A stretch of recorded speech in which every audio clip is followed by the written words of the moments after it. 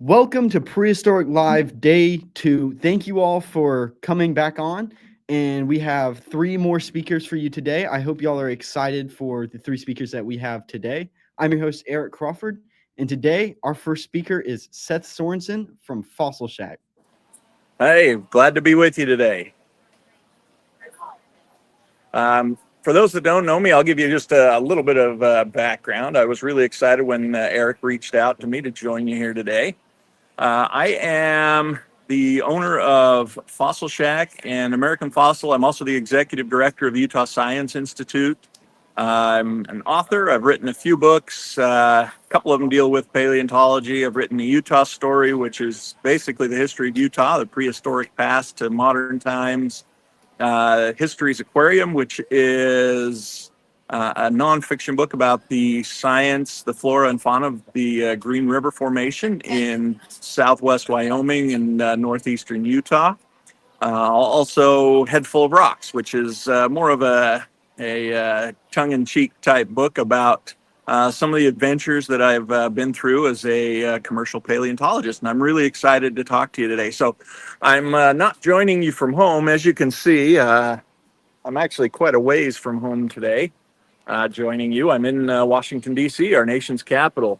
I'm actually out here because we're working on a project with the Smithsonian Institute and their Natural History Museum back here. They're doing an exhibit on the fossils of the Green River Formation, and we're really excited to be able to contribute to that project. So we'll be out here for about a week, and we'll, of course, take in some food and scenery, but take in a lot of fossils as well. So the couple of things that I wanted to talk to the group today about are, first off, the importance of private-public partnerships.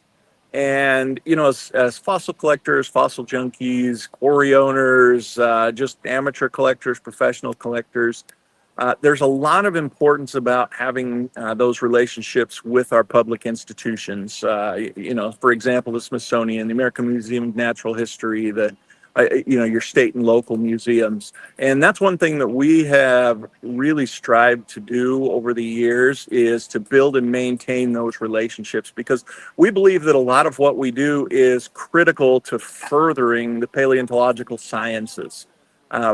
We own a quarry up in southwest Wyoming in the Green River Formation, and we've had the opportunity to come across some really incredible specimens while we've been up there.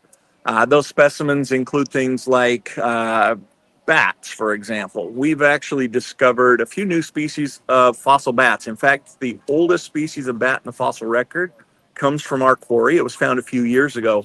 That fossil now resides at the American Museum of Natural History, and they are currently putting together a display on bats themselves. And so you can go out to that museum and check that out, see it. And we believe that that's important because they were able to describe that bat, talk about the traits that connected those ancient bats to modern bats, and really piece some of those clues together using the fossil record. A couple of other things that we've been able to contribute to. We also have a second bat in the Fossil Butte National Monument Museum. It's also of the same species. It's the paratype of that species. So we did find the holotype and the paratype of this new bat species, and they're working on doing some big reveals with that. So either of those two museums, you can stop by and see this. One of the other exciting fossils and projects we've done, we've also found the holotype and paratype of a new species of turtle that really rewrites turtle evolution. It places, and I can't get too much into specifics because the scientists who are working on it are still in the process of describing this, and we don't want to steal any of their thunder, but the scientists at the Florida Museum of Natural History actually now have the holotype of this specimen, and it rewrites a certain lineage of turtle, and a lineage that they didn't think existed until about 120,000 years ago. Well, this predates that by about 52 million years. And we have really pushed hard to get these specimens into public repositories so that they can be studied.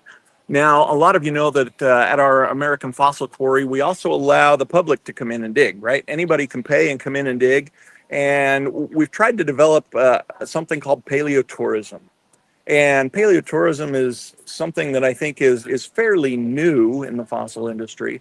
But one of the great things about what we do as far as paleotourism is you get to keep every fossil you find. So as a fossil collector myself, when we first developed this quarry and opened it, I wanted people to be able to keep and take home every fossil that they found. Now, we do have some pretty rare and incredible fossils found by some of our guests. And you're probably wondering, well, if the guests get to take home every fossil and they get to keep everything, how does that mesh or how does that jive with really working with public repositories and public institutions?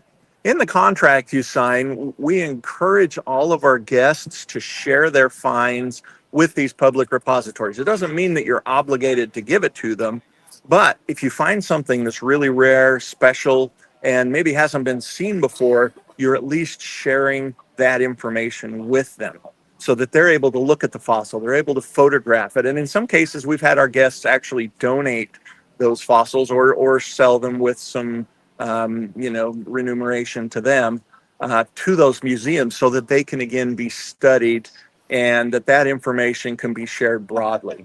And I think that's critical. We have a lot of states around the nation that do a similar thing on state lands. For example, if you go to the Carolinas, you're required, and I don't know if everybody knows this, but you're actually required in order to collect fossils to get a permit from the state. And that permit doesn't give the state ownership of all the fossils you find, but what it does is it allows the state, by you as a fossil collector turning in a list to them, to keep track of the amazing things that are found. And if something really incredible is found, it gives them the ability then to contact you and come and examine that fossil. So it's a pretty cool process, and I really wish more states would get on board with that. I think there's a wealth of information because one of the problems that our public institutions have is funding, right? Our museums don't have an inexhaustible resource of funding that allows them to go out and gather fossils. They can't put together teams and spend thousands and thousands of hours out digging fossils and excavating and doing all of these things. But what they do have access to is a massive army of private fossil collectors that can spend time out there and they're making the discoveries. And one of the overlooked facts, I think, in paleontology is the fact that a lot of the new specimens and new fossils that are being published by science were found by private collectors. Let's take Lokiceratops, for example. That one's kind of hit the news recently. A good friend of mine in Utah was actually, who works in the private industry, is actually the one who received this skull and started doing the preparation work on it for a client overseas. And he's the one that realized very quickly that this didn't look like any other ceratopsian that was out there. And so he called in some scientists from the University of Utah. Mark Lowen, for example, is one of them that kind of took the lead on this project. But they quickly identified it as a new species. And when the paper came out, that is what we now know as Lokiceratops, which is a pretty crazy ceratopsian. And that was only discovered and published because of that public-private partnership. It's now in a museum over in Europe where it can be studied and can be described and displayed. There are a few things I think that we can also push for as folks on the private side. A couple of things I think that can really help push fossil information out there. One thing that a group of us have been pushing for, and if you're not a member, there's a group called APS, the American Association of Applied Paleontological Sciences, which anyone can join. It's a really great organization, and it involves both professional paleontologists as well as commercial paleontologists, private individuals. It really involves everybody. And what it seeks to do is establish that network so that everyone's working together and everyone's on the same page. One of the things that this organization has been pushing for is the ability to have a database of fossils that have been three-dimensionally scanned. And by three-dimensionally scanning these fossils, either using CT equipment or a combination of X-rays and photogrammetry or a variety of other tools, is that now we have a repository of fossils that may or may not be in public repositories, but at least we have that information. so that scientists can go back and use it. One thing that we would really love to see is for museums to start building repositories for these digital files, so that as a private fossil collector, you can go out, find a fossil, maybe something that's pretty unique, take that in and have it scanned so that it can be added to one of their databases. And I think that's important. I think that by building up those repositories, it builds the public knowledge. And what it does is create resources. And hopefully they would make these resources also available to private individuals. Because a lot of these public institutions are paid for by our tax dollars, it would be really incredible if they would make these publicly available and allow us as individuals to have access to them as well. Because if we're out and we find a fossil and we're trying to ID it, if we could go pull information from these digital files, it would help us quickly understand if the fossil we have is really important scientifically, or if it's just something that's already been discovered dozens or maybe even thousands of times.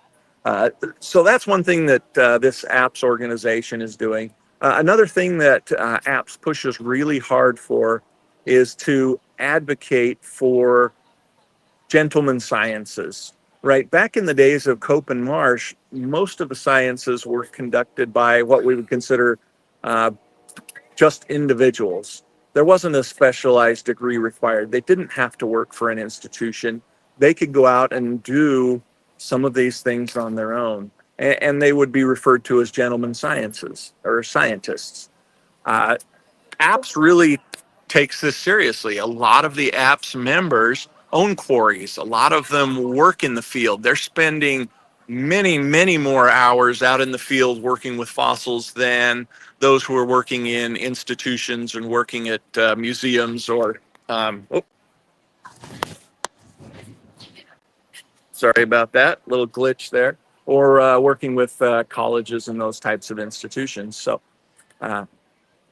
again, something that I think is really important and really critical. So that's kind of the first thing that I wanted to share with you is, if you have that opportunity, help build that public-private partnership, because I think it's critical for all future generations. The second thing that I want to talk about is fossil collecting, right? A lot of you are fossil collectors. I started out as a fossil collector as a kid. Excuse me. As a kid, I remember traveling all over the deserts of Utah and the surrounding states with my parents, and we'd go out and we'd collect, the little tiny fossils that we might find, and we'd put them in jars and bring them home. And that really started my passion for paleontology and for history in general. It really gave me that connection to the earth and to the earth's history. I think that's something that we really need to help install in our nation's youth. If we can instill that in them, we're going to have continued paleontological sciences and historical studies moving forward. And that requires us getting kids and even adults excited about fossils. And that's one of the reasons that as we go around to different fossil shows and different events, we like to give out fossils to kids, because in a lot of cases, that's the very first fossil that these kids have had in their hands. And by them suddenly having ownership of a piece of history, it means something to them. And it really encourages them to do what they can to help that field. The Jurassic World, the new Jurassic World movie just came out, and I have actually not seen it yet. We're putting together a group, and we're going to go see it with some folks from my prep lab and from the quarry, and we're going to have a group that will go out and see the movie itself. But these movies, I think, have done just about as much for paleontology as anything else. I think they have done a really great service, even though the dinosaurs aren't anatomically correct and the way they lived is probably not at all right. It gets kids and individuals excited about the paleontological sciences. People get excited about dinosaurs. They get excited about that history. And museums have done that for generations, but movies really move that into pop culture, right? So that it reaches everyone. Not everyone likes to go walk through a museum, and these movies do that. Uh, and I think fossil collecting is the same way. Now, I know there's a big debate out there. We have people that say, oh, I only collect fossils that I find myself. And I think that's fine. There's absolutely nothing wrong with collecting fossils that you find yourself. But that does limit the type and the number of fossils that you're able to get your hands on. And again, there's nothing wrong with that. I think that that's a great thing. But we also, and I shouldn't say we, but people also then tend to look down on people that purchase fossils.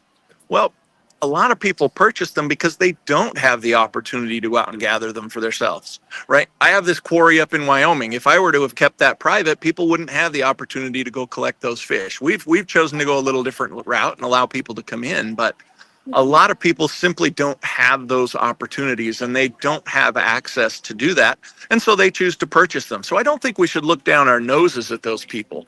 The other thing about collecting fossils is fossils are probably, and I say this a little bit tongue in cheek, but also true, fossils are an investment.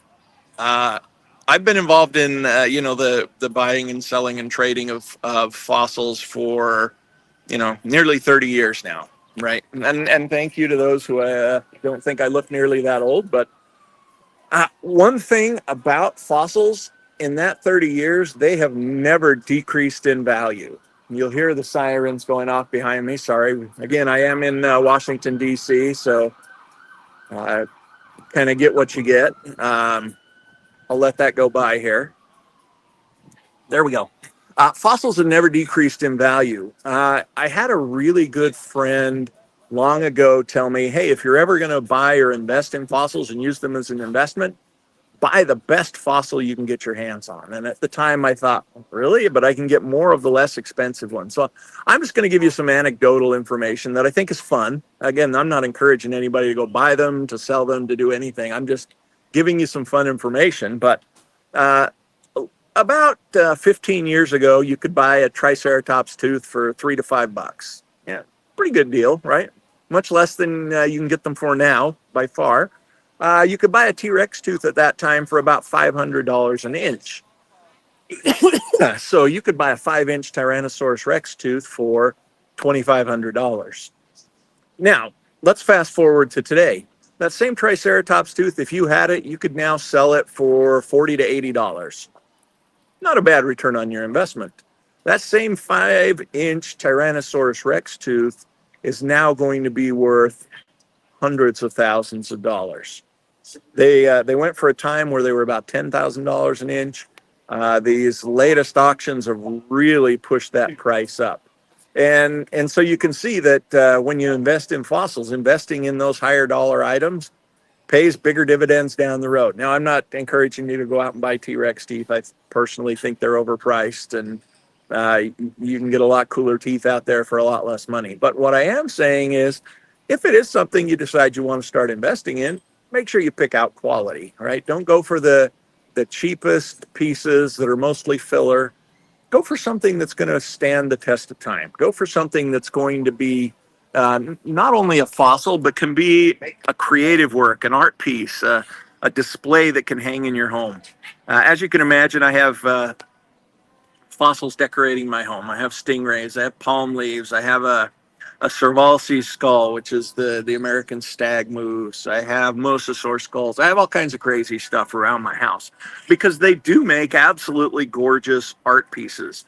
And the trend that I've seen recently with a lot of the larger fossils that we sell, they are going to people who are using them as art. Because they're getting more into the natural art rather than man-made art. And it's become quite popular. And some of my clients include, I have world leaders, for example. Again, I'm not going to, give you my client list. This is kind of like an Epstein list. I'm going to keep it secret. Did I say that out loud? But I am going to, I have some world leaders. I'm actually flying to another country here in a little bit to set up some fossils in a new museum that one of my friends is building. He happens to be fairly high up in government and decided that They didn't really have a natural history museum in their country, so he wanted to build one. He wanted the kids in his country to be able to go see a dinosaur. We have Hollywood A-listers, right? You may have seen the news about different celebrities buying certain pieces from, different locations. If you want to check that out, I, again, can't give you any names. You may could guess some of them by, followers of mine on social media or different things. But there are a lot of A-listers that are now using these as art. And you also get just very influential people, and you get the kid down the street. To me, probably my most important clients are those kids down the street, right? Because I love to get kids excited about dinosaurs and fossils in general. And I think it's really great. Now, you've got the other side pushing back out there. You've got the scientific side, which I kind of include myself because we work really closely with a lot of institutions. But you've got that other side that sometimes push back and say fossils belong to the public. They should never belong to individuals. And again, I disagree, because how do you get that next generation excited if we can't have fossils in private collections? If they can't have ownership, if the kid can't go out and gather things up? I think that's a critical piece to maintaining the excitement we have around these. And when these kids become multi-billionaires, where are they going to spend their billions? Sure, they may buy a dinosaur to put in their home, or they may do something like that, but they're also going to invest in our public institutions. They're going to invest that money so that other people have the accessibility to see and enjoy these fossils. So I really strongly believe in private fossil ownership, and I think it does much more good than it does harm. And with a lot of the really great collectors out there, they're doing their best to make sure that these fossils can be studied. I'm going to touch on just maybe one other thing, and then we're going to take a bit of time for Q&A, because I know you've probably got a lot of questions. But I always get asked, what's your favorite fossil? So I know somebody's going to ask me that. And I've worked on all kinds of things. I was telling Eric a little bit earlier that we're putting together a triceratops right now, not just a full skeleton. We've got a full skeleton, we've got a second skull, we've got an Ichthyosaur skull, and a Torosaur skull. We're working on all these at the same time, and they're really cool. They're awesome. I'm not going to lie. We've got another secret project that we're doing after that, a raptor, which it'll be fairly popular. It'll make some headlines, I think. But of all of the fossils out there in the fossil record, my favorite are the mosasaurs.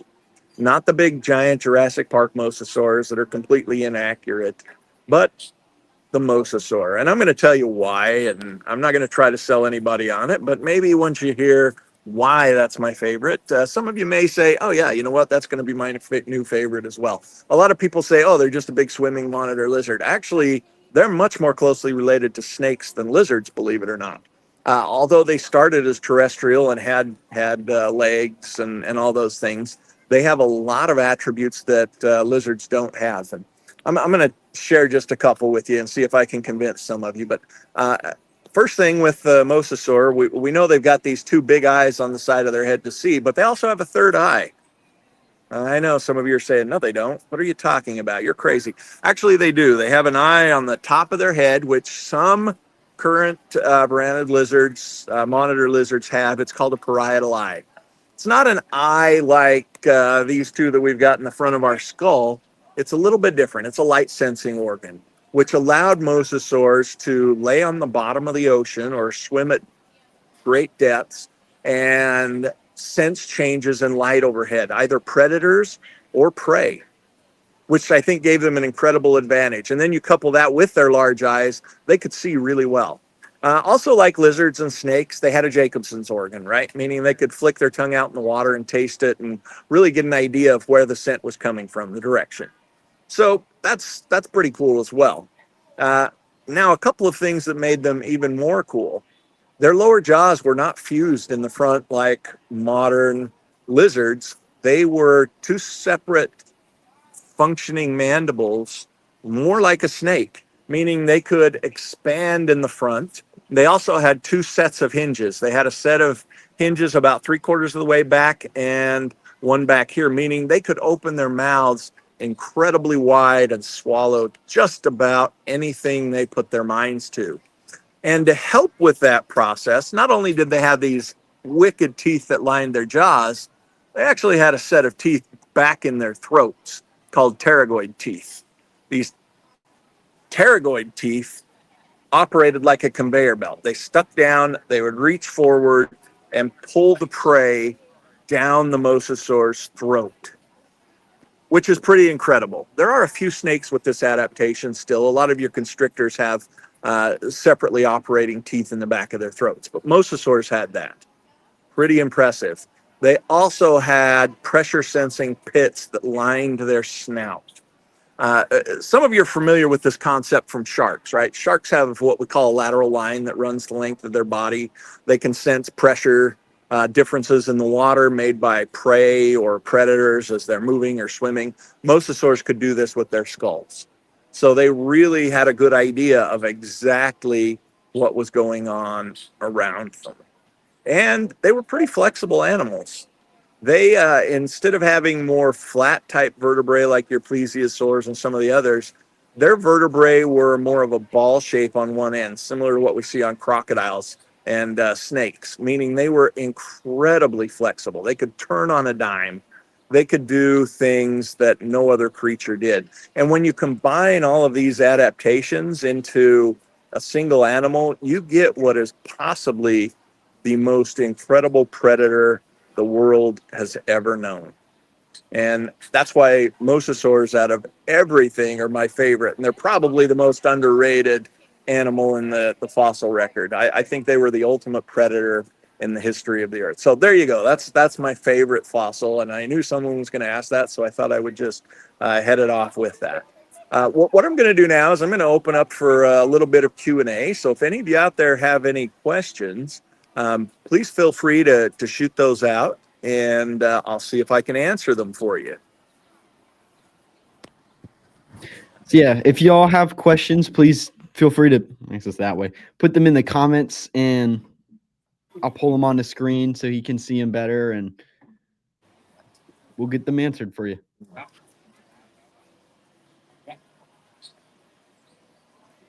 And if you don't have a question right now and you come up with questions later, let me give you my email address just so you can shoot me a question at any time.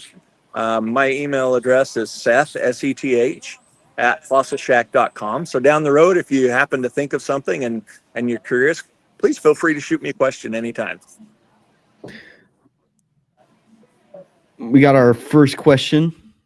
What got you into collecting fossils? All right. What got me into collecting fossils? You know, I always tell my friends and family that I'm that 10-year-old kid that never grew up. And that really is what started me. My parents, as kids, would take us out rock hounding all the time. We didn't go on, your fancy vacations. We didn't stay in hotels. We didn't, go to Hawaii. We lived in Utah, which is one of the most geologically incredible areas in the United States. And we would go out rock hounding on weekends, on holidays, during the summer, any chance we got. We were out camping in the deserts, camping in the mountains, and we were rock hounding. And I remember finding my very first fossil. I lived in a little town called Spring City, and we had a peak there called South 10th that is just over 12,000 feet tall.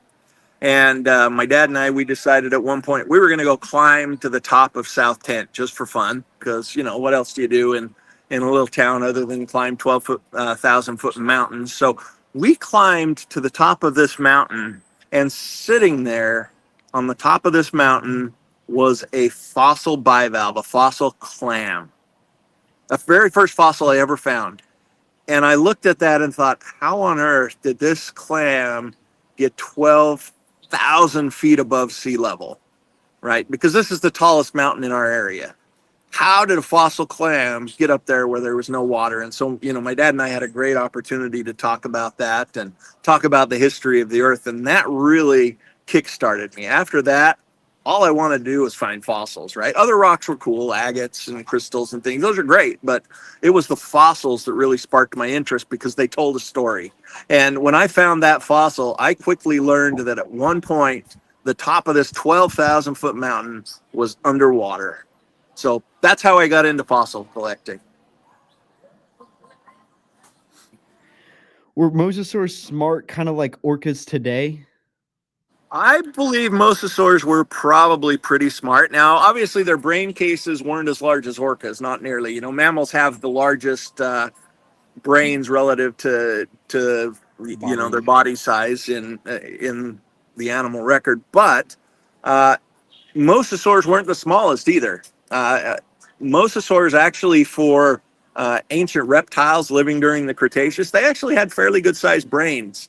And their brains were, if you look at a mosasaur brain case, rather than being fully adapted to a specific sense, like you know, some of the dinosaurs, their olfactory portion of their brain, or the part that controls their sense of smell, was enlarged, or different things. Mosasaurs, they were pretty equally distributed, so their brains were very symmetrical, meaning that they could use all their senses equally, which meant they were probably fairly intelligent at gathering information from their environment and then deciding what to do with that information. Good question. Do we have any other questions in the comments? Anybody? This isn't really a question, but Amanda said, "Man, Utah has been on my bucket list for far too long. I need to see a Utah raptor." Absolutely. Utah, it's one of those underrated states. You know, I've been all over the world, and Utah rivals some of the most incredible destinations you'll ever go to. We've got our big 5 national parks there. In Utah, in a matter of minutes, you can go from the desert red rock to high pine forests to desert plateaus. You've got just about every terrain you can imagine there. And the geology there is like no other. You basically cover every time period. You can find fossils in Utah going way back to the Cambrian and all the way up to even the Miocene. So you've got that entire spectrum in the fossil record in Utah. So I would definitely recommend it. Not far from where I live, the Museum of Ancient Life, they're actually working on the block of Utah raptors that they pulled out. It's really something spectacular to see all those raptors in this small block of stone. So absolutely get there to see that. Big old raptors that are actually pack hunters, which is yes, yeah, and they really are much bigger than any others. Were there mosasaurs that were pack hunters? You know, that's one thing we don't know a lot about mosasaurs. A lot of aquatic life, it's difficult to tell if they lived in groups, especially when it comes to the ocean, because once they die, basically their carcass would drift to the bottom wherever they were, and the rest of the group may have kept on swimming. It would be like orcas today, for example. We know that orcas live in families, and a lot of whales, in fact, and dolphins live in families, and they take these groups around, but when one passes away, the carcass really kind of floats off. And so we don't have a lot of evidence showing that. We do have evidence, though, that shows that mosasaurs gave birth to live young. So that may be something that says, look, maybe they did help care for their young. We really don't know a lot about them. Can you imagine a pack of Utah raptors? Now that is a horror movie. Absolutely. That'd be much better than Jurassic Park, right? It basically is Jurassic Park, ain't it? Yeah, true. Basically true. Utah raptors. That's right. That's right. So I guess, could you speak more on your kind of what is necessary to do your dig out in Wyoming? Sure. So our dig out in Wyoming, it is Green River Formation. We're in what are known as the split fish layers. And they call them the split fish layers because really you split the rock open and you find the fish, right? A little history on the Green River Formation, just so you know where it came from, and then I'll talk about our quarry in general. The Green River Formation was actually discovered when they were working on the Transcontinental Railroad. they were working on the Transcontinental Railroad, and as they got to Green River, Wyoming, they discovered fish in the pass that they were cutting through the hill. They took a bunch of those fish, pulled them out, and sent them back to another famous figure in American paleontological history, Edward Cope. Some of you may be familiar with that name. Cope started describing them, and Cope had actually sparked his interest. You actually had three important scientists working in the Green River Formation in that time. You had Edward Cope, you had Othniel Marsh, and you had Joseph Leidy. There are a lot of pronunciations for his name. I'm pretty sure it was Leidy, but they were all working that formation and naming these species. And there are three distinct bands in there where fossils are primarily found. There is the sandwich layer, which is a layer that's just like it sounds. It looks like a sandwich with a whole bunch of layers. We have the 18-inch layer, which is again, named because it was about 18 inches thick. And we have the split fish layer. We're really creative with names in the Green River Formation, right? Oh, I mean, it's gets the point. Yeah. So the difference between the... Oh, go ahead. Yeah, what more do you need? It gets right to the point. Yeah, exactly. There's no confusing it, right? The sandwich and the split fish layers look similar, and they're often mistaken for each other. The 18-inch layer is the one that's different. The 18-inch layer is much, much harder. It is typically dug at night by shining a light across the surface of the rock, and you look for bumps indicating that there's the backbone of the fish or other items. You mark the fish, you come back during the day, cut it out, peel up that layer, go down to the next layer. The layers that we're working in, both the split fish and the sandwich beds, are worked by pulling the rock out of the hillside, letting it dry for a few days, which we do that part for you at our quarry. We actually pull the rock out, line it up in rows so that it can dry because it splits much better when it's dry. We use a very thin chisel and a hammer, and we really use the vibrations of that hammer and chisel to force apart the layers. We're not breaking the rock, we're just forcing the layers apart. And as we do that, you'll a lot of the times find the fish or the other fossils right on that layer you split. Sometimes they might be just under the surface, and you'll see the bumps indicating backbones and different things, but that's really the process. At our quarries, and there are a few other quarries out there that do it, we provide all the tools as well. We provide the hammers, we provide the chisels, we provide saws to cut down. We have guides there to really help people identify what they've got, because if you find something really cool, we want you to identify it so you know. Absolutely. Right? We don't want you just thinking, I don't know what this is, and set it in on a shelf or in a cabinet and it never sees the light of day. We want you to be able to identify every single thing that you take home. And so that's what we do at American Fossil, our quarry up there, and some of the other quarries. It's the same thing. We really want people to get that spark and to really take home some great fossils, know what they are, and we also teach you how to prepare and preserve them as well. We want to teach everybody the entire process. And the great thing is it's a pretty simple process to prepare and preserve them too. It doesn't, we use special tools at our lab because, we're doing these professionally and we're trying to get through them quickly, but with a simple X-Acto knife and believe it or not, some Elmer's glue and water, you can prepare these fossils. Not difficult at all. Have you found any insect fossils yourself in Green River? Yes, I actually have we don't find a lot of insects in our quarry. The conditions that preserved the fish there weren't as good at preserving insects, but I do have a really nice dragonfly. It's a spectacular dragonfly, which are incredibly rare in the Green River Formation anyway. I have a few other smaller insects. So yeah, we do occasionally find insects.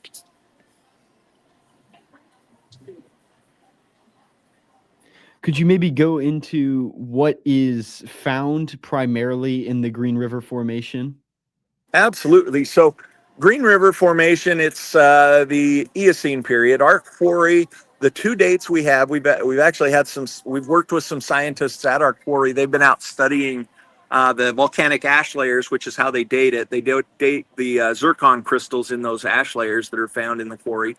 It dates around 53.5 million years to about 52 million years. So we've got about 1.5 million years of sediment there. Because it was an ancient lake, there were a series of 3 lakes out here in the western United States that were caused by the uplift of the Rocky Mountains. The lake that we're digging, again, because we're really creative in names, was called Fossil Lake. Again, getting right to the point, Fossil Lake. That's the name of the lake. We find a lot of fossils. You know exactly what you're getting for it. Exactly. Scientists estimate that fossils left in Fossil Lake are around 10 trillion. So there's still a few of them out there, a few fossils in the hill. Just a few. The majority of the fossils we find are fish because, again, it was an ancient lake, right? The state fossil of Wyoming is the Nidea eocena, which is the most common fish or the most common fossil in the entire world. And I don't know if a lot of people know that. It's the most common fossil in the entire world, the Nidea, which is why it became the state fossil of Wyoming. It's an extinct species of herring. Really neat fish, covered with scales, probably, ate really small prey, things like maybe plankton, algae, worms, those types of things. And we find a few other fish. We also have predator fish. We have a fish called the Ferriotus, which is related to the Arowana arapaima, only it had really big wicked teeth. We have bowfin, called an amia, 2 different species of those. We have different types of gar that lived in the lake. Wyoming during that time actually looked a lot more like Louisiana does now, or Florida when you get down towards the Everglades. We had palms, we had banana trees, we had all sorts of things that you just don't see in Wyoming now. But in addition to the fish, we had stingrays. There were 2 species of freshwater stingrays. That is our most common of the rare fossils. We average about a stingray every day to 2 days found by a guest at our quarry. They were more prevalent in our area than a lot of the other areas of the lake for some reason. We believe it was because maybe there was an estuary there that provided a great opportunity. We find crustaceans, we find crayfish and shrimp, we find snails, we find things like that. However, then we start getting into some of the more rare items. We find turtles. There are a lot of different species of turtles that come from the Green River Formation. We find 2 different types of crocodilians. We find a crocodile called Borealisuchus, which was a leftover from the Cretaceous. We actually find those fossils in the Hell Creek Formation, but we also find them in the Green River Formation, full crocodiles. They got to be about up to 15 feet long. And a small caiman. The caiman was neat. It got to be 3, maybe 4 feet long at the longest. We find birds, a variety of different types of birds. Probably my favorite bird that I have personally found, a few years ago, I found a gorgeous parrot. We find parrots, we find frigate birds. There were terror birds, believe it or not. Those giant, 8-10 foot tall birds that walked around eating the small mammals at that time. And that's because there were small mammals. This was the beginning of the dawn of the age of mammals. So we have Protorohippus, which is a 3-toed horse, the earliest known horse in the fossil record.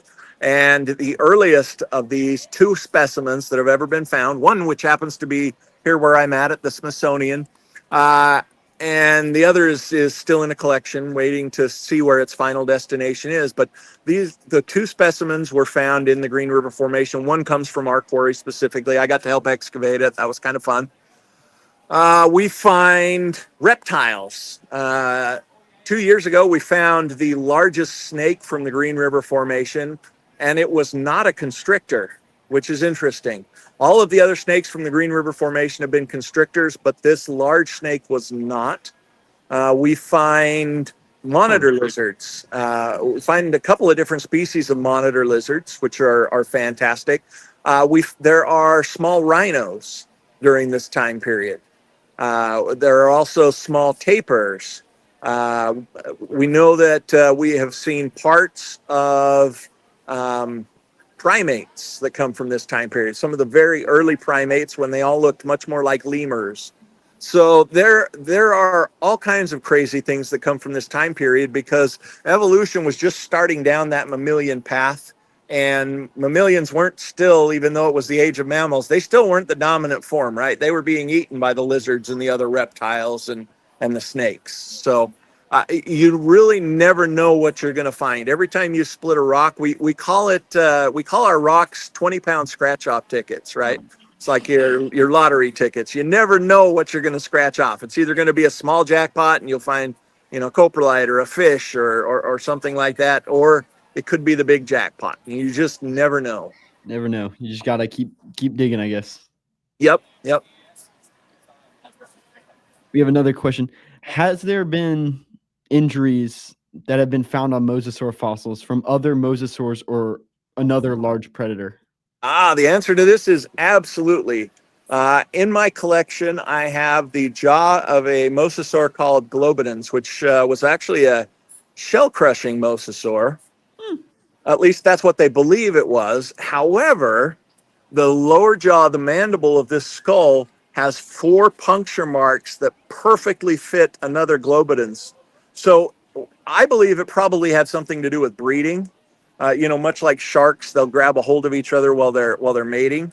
But whatever it was, and maybe it was dominance, maybe it was this other mosasaur was claiming their territory. I don't really know, but for whatever reason, this mosasaur grabbed onto another mosasaur's jaw hard enough that it actually damaged the bones and left those indentations. I also know of a prognathodon specimen, which was the largest of the mosasaurs. These were big brutes with massive pointed teeth that has the entire snout covered with bite marks from another prognathodon. So yes, we do find them with injuries from other mosasaurs. What is your favorite fossil you've found? My favorite fossil I've found, wow, that's a tough one. I have found a lot of fossils, but I'm going to actually have to go back to that parrot, just because it was something so unique and so different. I mean, lots of people find Triceratops, right? I mean, well, not lots, but people find those. Not everybody gets to find a 52 million year old parrot. So to me, even though it may not be the biggest, the coolest, the flashiest fossil to a lot of people, it's probably the most dear to my heart because it's so unusual. And I know I'm never probably ever going to find another one again because they're just so uncommon. How many different snakes were there in that time period? Identified, we know of at least 3. There have been 3 different types of snakes from the Green River Formation, 2 constrictors and 1 that still has not been described, which was not a constrictor that we found a couple of years ago. But my guess is, just like today, there were probably maybe dozens of species present during that time period. But because they weren't aquatic, we just don't find as many. They had to be washed into the deposit. And so over time, I think more and more of those will come to light. 99% of paleontologists stop digging before they find a jackpot fossil. That's true. I think it's pretty easy to give up and not find a jackpot fossil. Yeah. Are we gamblers here? Well, pretty much. I mean, you just kind of dig and hope you find something. Exactly. Digging, it's gambling, but you're not losing as much money. Yeah, it's got a lot more payoffs. I guess we can go back to some other questions that I think we passed. What are some of the most surprising finds someone found it on a dig? Boy. Well, I mean, the horse was definitely a surprise, right? Definitely. I mean, since to that point there had only been one. It was the second, and initially the rock split open and it was a leg. And immediately I walked over and realized that there was an astragalus bone, which is only present in mammals, and went, okay, I think we've got a horse here. So that was possibly the most surprising, although we have found a pile of gastroliths, which I know may not seem all that interesting, but the crocodiles back during this time period, they would, just like they do today, swallow stones to help with digestion, and at some point they would regurgitate them. Well, we found at one point a pile of gastroliths inside of a rock, right? inside of these layers, just laying there. And that was completely unexpected because no one before or since has found anything like that. So this crocodile, for whatever reason, regurgitated this pile of stones out in the middle of the lake and left them there for 52 million years. So kind of weird. I think we touched on this yesterday with Dr. Brian Curtice. Why would a carnivorous animal like a crocodile or a mosasaur or a plesiosaur have gastroliths? That's a great question. A lot of it, so people assume that their gastric juices are strong enough that they just dissolve everything on their own, which is true. If you were to leave something inside a crocodile's stomach long enough, it would indeed dissolve them. But by doing that, because crocodiles are eating everything, right? They eat the hair, the bones, the whatever. So they're eating keratin and they're eating all these things that don't easily break down. Well, eventually their stomach would be plugged up enough with those types of things that they wouldn't be able to bring in the nutrients required. So those rocks, as they're swallowing, help break those things down smaller right off so that they can more readily digest them, more readily dissolve them, and continue to eat and bring in those required nutrients that they need. And we have one more question here. Why have you chosen to dig there as opposed to digging somewhere else? Why have I chosen to dig there? Probably because I like the thrill of discovery. The Green River Formation is probably the least studied of all the fossil formations in the United States, which is unfortunate because it's the most fossiliferous, right? We have more fossils there and less study taking place than any other deposit in the United States, which really makes me excited because there's still so much discovery yet to happen, right? We don't know the half of what happened during the Eocene period. We know that mammals were on the rise and that there were becoming more of them and they were getting bigger and that they were developing, and that there was still also that conflict between the reptiles who had been ruling the planet. And this is a chance to really dive into that period. Ignore that. And then the stones also assist with buoyancy. Correct me if I'm wrong. That is one of the theories that's out there too, is that they do help with that. I'm not an expert on that, so we do that with boats. So I mean, I'm sure animals would understand that to some extent as well. Yeah. And like you were saying about it being studied, if you ask the public, which one would you rather learn more about, T-Rex or like any fish from the Eocene? I'd say 9 times out of 10 people will pick T-Rex. Yeah, they're going to go for the dinosaurs because they're big and cool. And like those smaller fish kind of get ignored and tossed to the side, along with even like plant fossils or non-invertebrate fossils. Absolutely. They don't show interest in those, so they don't get studied because those kinds of things don't get funded, which is sad, but they need to be studied and need to be funded. Yeah, 100%. I guess we'll wait on if there's any last-minute questions that people type them out while we wait on their next speaker to join.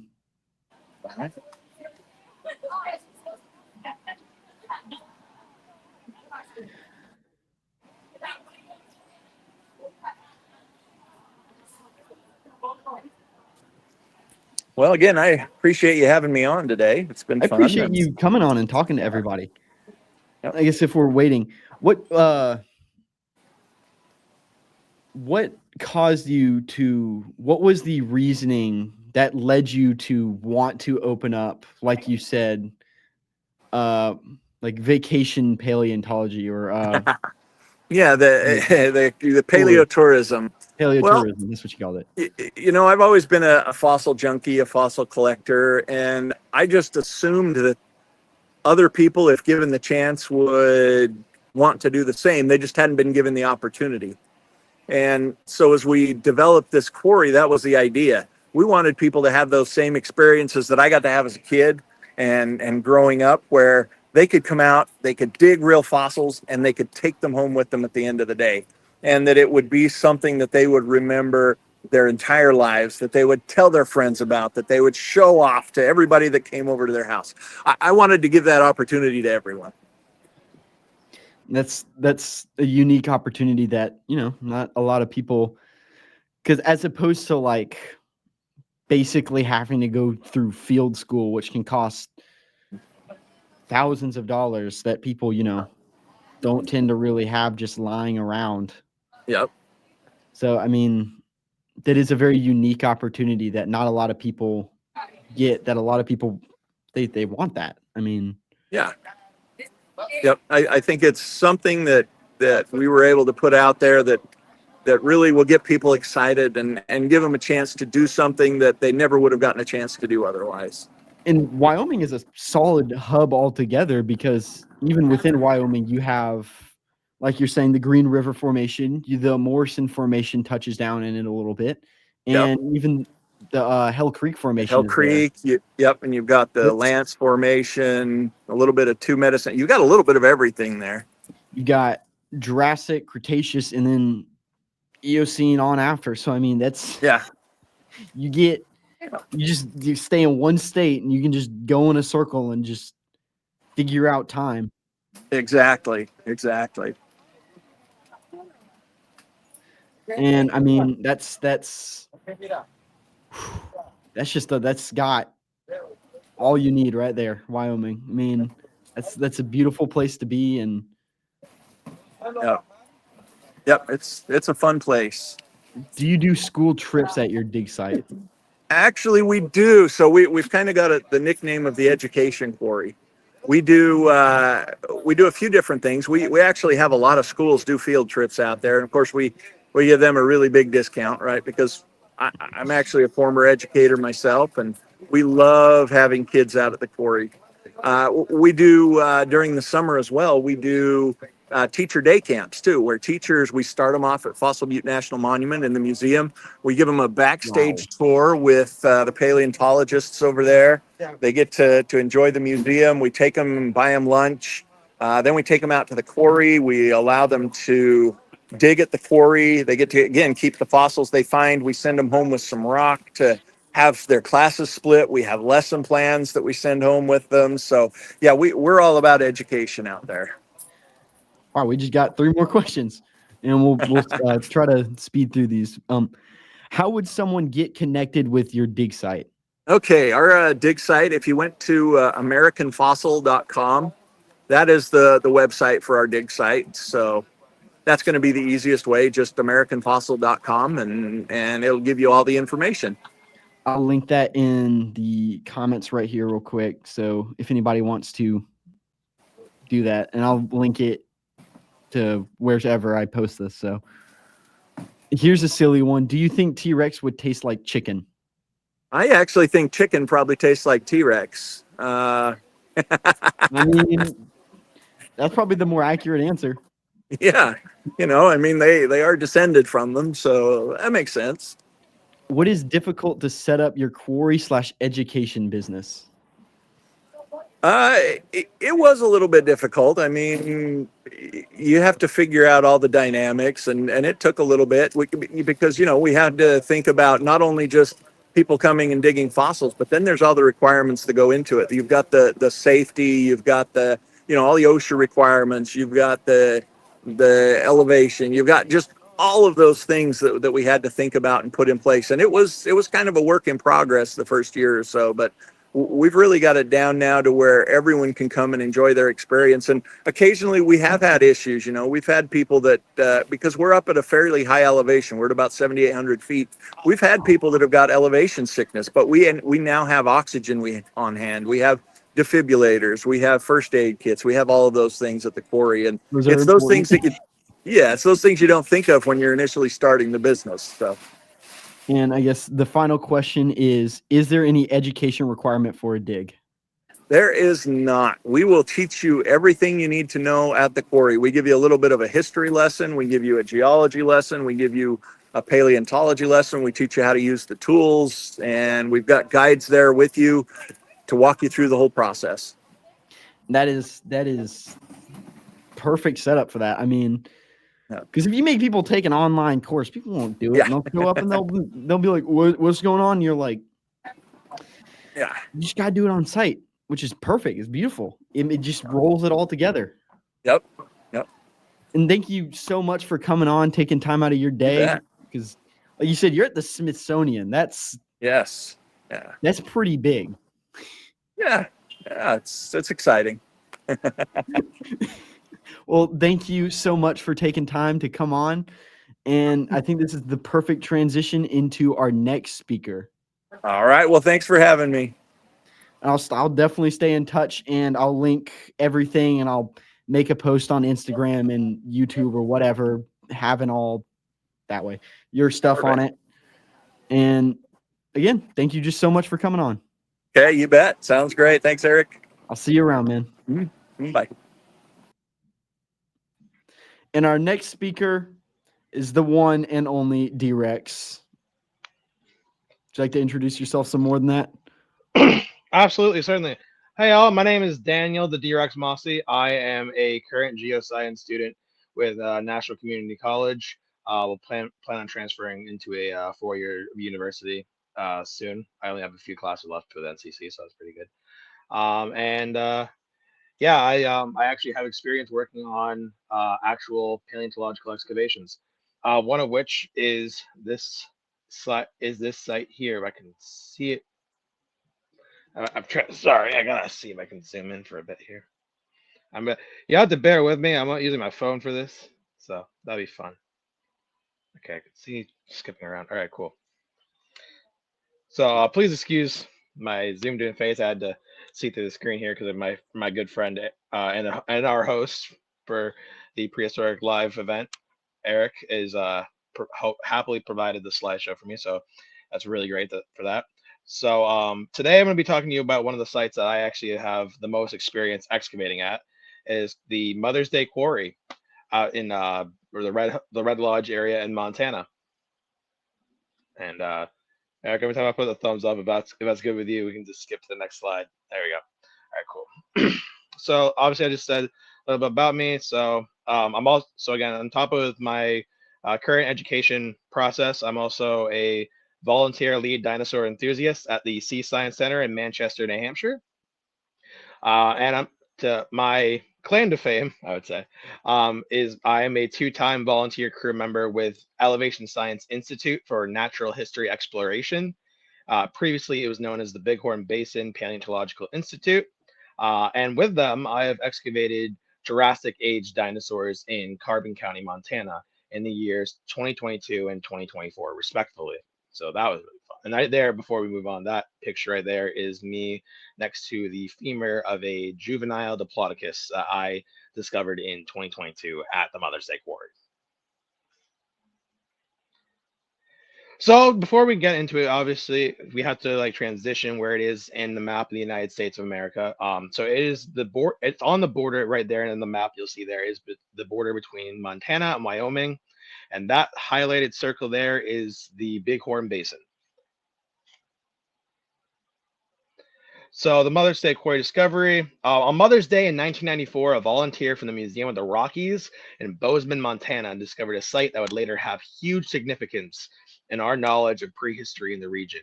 So a little bit of history right there in that map you see in the right corner, or sorry, the right side, excuse me.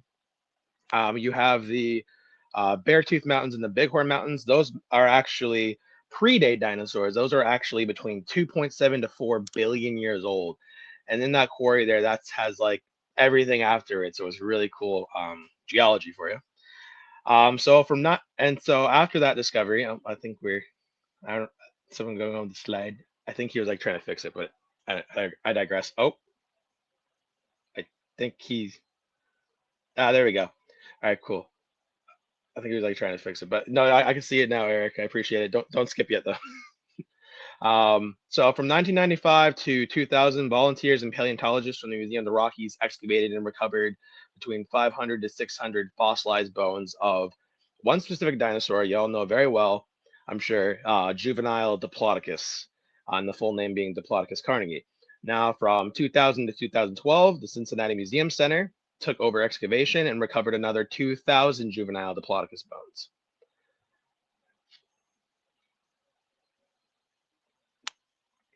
So current work in the Mother's Day Quarry, since 2017, work within the quarry has been continued with the Elevation Science for Natural History Exploration. Between the years of 2017 to 2019, in a paper provided in 2019 on the study, ESI had yielded 125 prominent remains of the following remains of fossils. So around 16 theropod teeth, numerous fossilized skin impressions, numerally partially articulated vertebrae elements belonging to one Diplodocus carnegie. Recent reports from Elevation Science as of 2024, as of the 2024 field season, which I was a part of, puts that number of bones between 1994 to now around 3,000 specimens overall, with again the majority being Diplodocus, which is really awesome. So from 1994 to now, though, the puzzling thing about the Mother's Day quarry that has been talked about in with Eric on an episode, you'll have to look back on. All the Diplodocus, kind of glitching out there the screen. All the Mother's Day quarry Diplodocus fossils are roughly between 40 to 60% the size of known adult specimens, indicating that these were likely juveniles. Additional evidence of the animal's juvenility comes from their unfused vertebral structures, which is characteristic in young growing animals. So the big question is, I'm sure you're wondering, is for those who aren't familiar with the Mother's Day quarry, is why are they all juveniles, and why are there multiple collective, like putting all the skeletons together, 15 or more individuals in one bone bed? So in order that I must take you back in time. I love this one. Before the age of man, obviously, and before the age of mammals, so the Cenozoic. And unfortunately, because my claim to fame is before Tyrannosaurus Rex, because I love him to death and I will die riding that horse. And more specifically, we are 150 million years to be exact where we're going.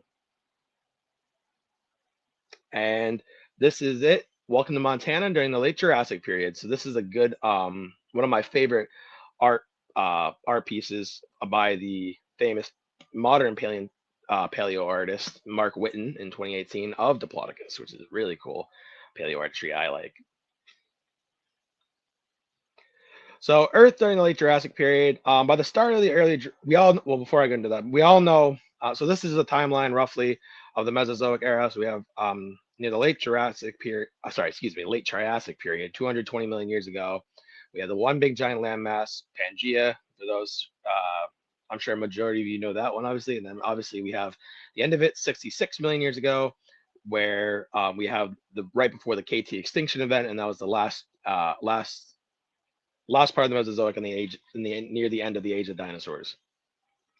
Around 150, the one we're at right now, back in time, adding to it, is the 150 million year ago mark. That is where excuse me, I'm trying to read my work. By the start of the early Jurassic period, the supercontinent Pangaea had started to split into several continents between 195 to 170 million years ago. In the north, you had Laurasia, and in the south, you had Gondwana. So that top part there, where North America and going all the way to where Europe would be, that is Laurasia. And where Africa, South America, and even Antarctica and Australia are actually a little bit connected there, that all is Gondwana. But around there, going closer to 150 million years ago, Laurasia would eventually turn into Laurentia, North America, and Eurasia, and it would and from that point, it would the continent North America would keep on spreading northwestward to where it would be presently today. Adding on to that specifically, so by the late Jurassic period, North America was floating northward, with most of the west coast flooded by shallow seas, including Montana, actually. And in short, I didn't add this in the slide, but I wanted to add this. In short, formations caused by the northward movement caused uplifts to form mountain ranges. These high ground elevations cause clouds to condense, creating rain, resulting in these formations to feed channels into the continental interior, so the more interior part of North America. This also caused most areas within these environments to form into places similar to what would be the African savanna, for instance, where you have it'd be very dry with few trees, partial wetlands, basically pocketed environments. So, but again, very similar to the African savanna. So paleoecology of Mother's Day quarry. Before we get into it, what is paleoecology? So in the Merriam-Webster dictionary, modern definition for it. Paleoecology is a branch of ecology that is concerned with the characteristics of ancient environments and with their relationships to ancient plants and animals. Paleoecology can be described by the remains of animals and plants that have been recovered from excavation sites. Through the remains of fossilized specimens, paleontologists have found at the Mother's Day quarry, and with prior and past discoveries adding to that discussion, scientists can try to piece together what life was like at the time that these dinosaurs lived.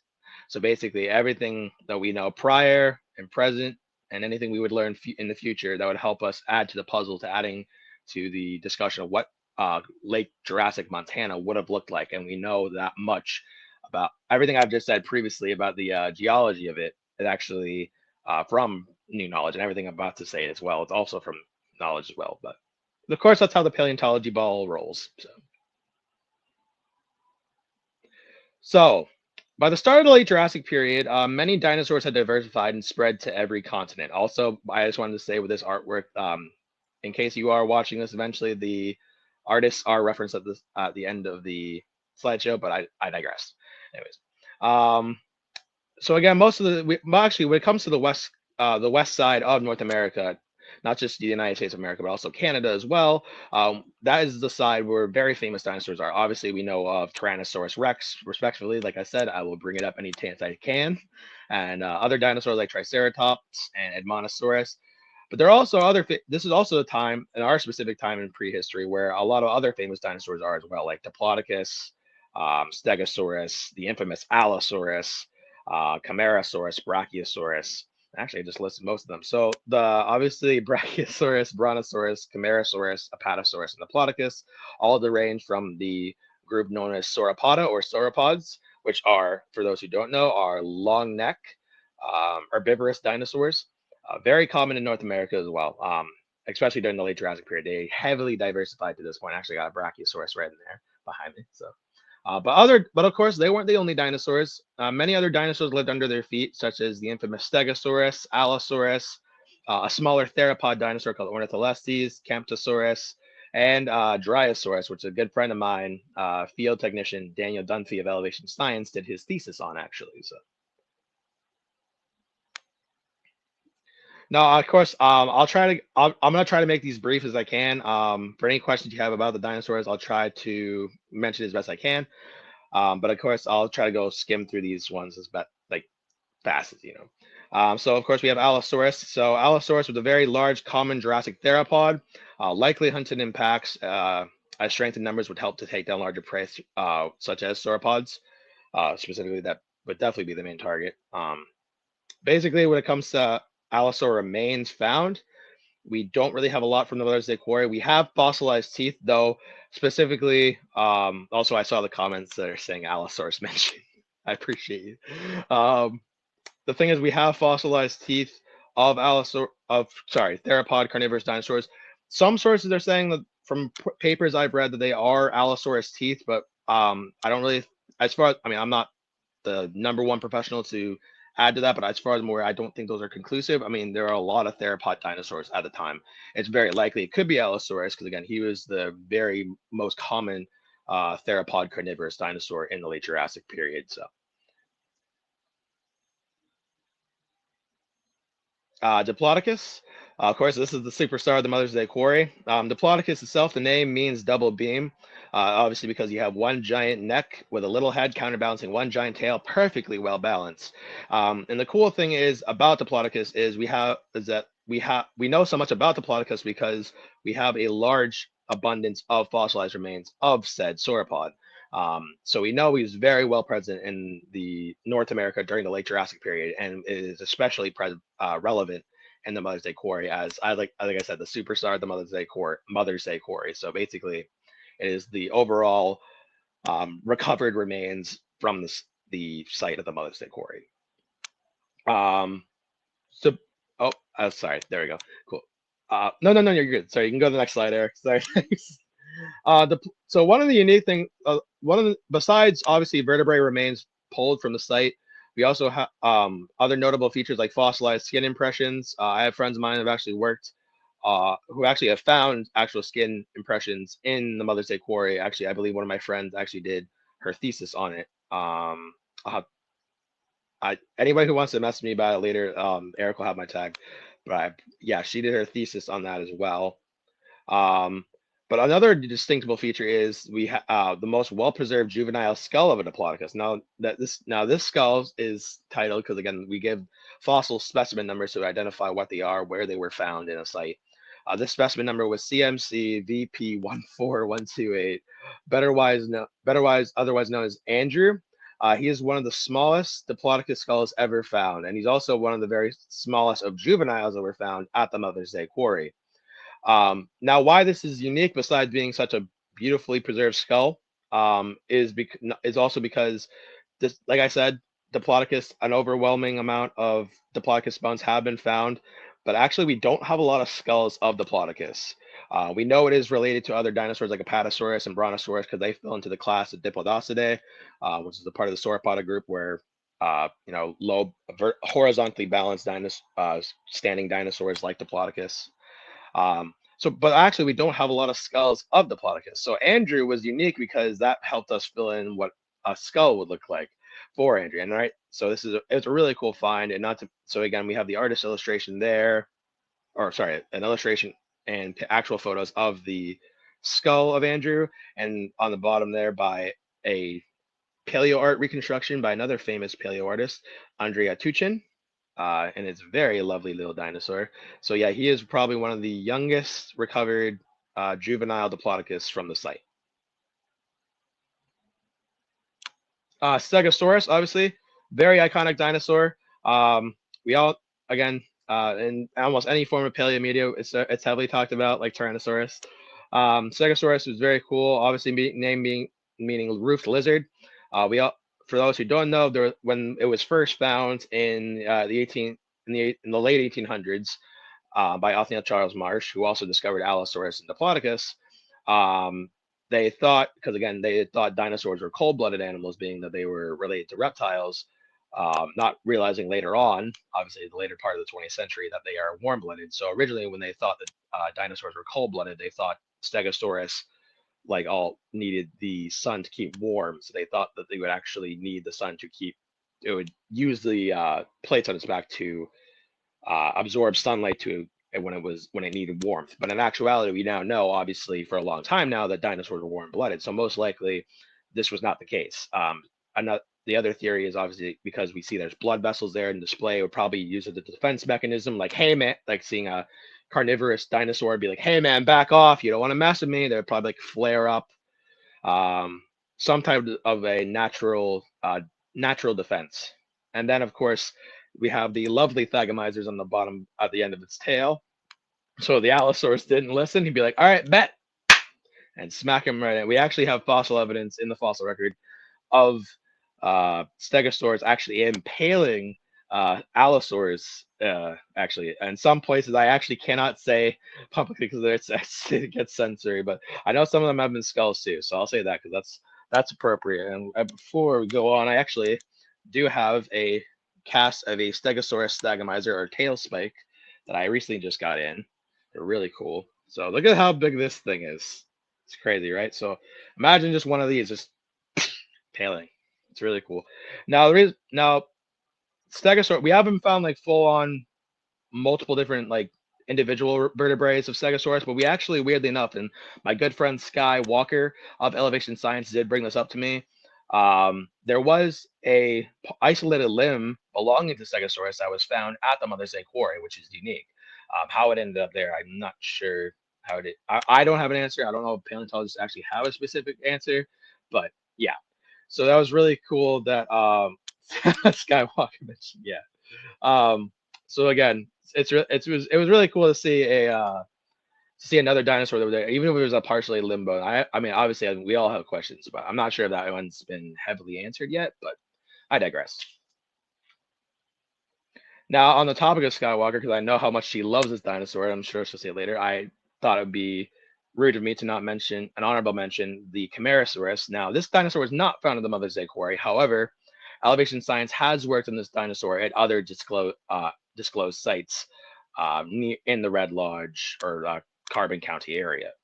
Camarasaurus itself, the name means chambered lizard because everything from its elongated nasal cavity, excuse me, going all the way down to its hollow bone vertebrae, implies the use in its neck that it would use air sacs, so it would stand more upright, unlike Diplodocus, where it was a horizontally stance dinosaur. So instead of being flat horizontally, the Camarasaurus, like Brachiosaurus and other known sauropods, would have the more upright stance that can grab more to the top of trees.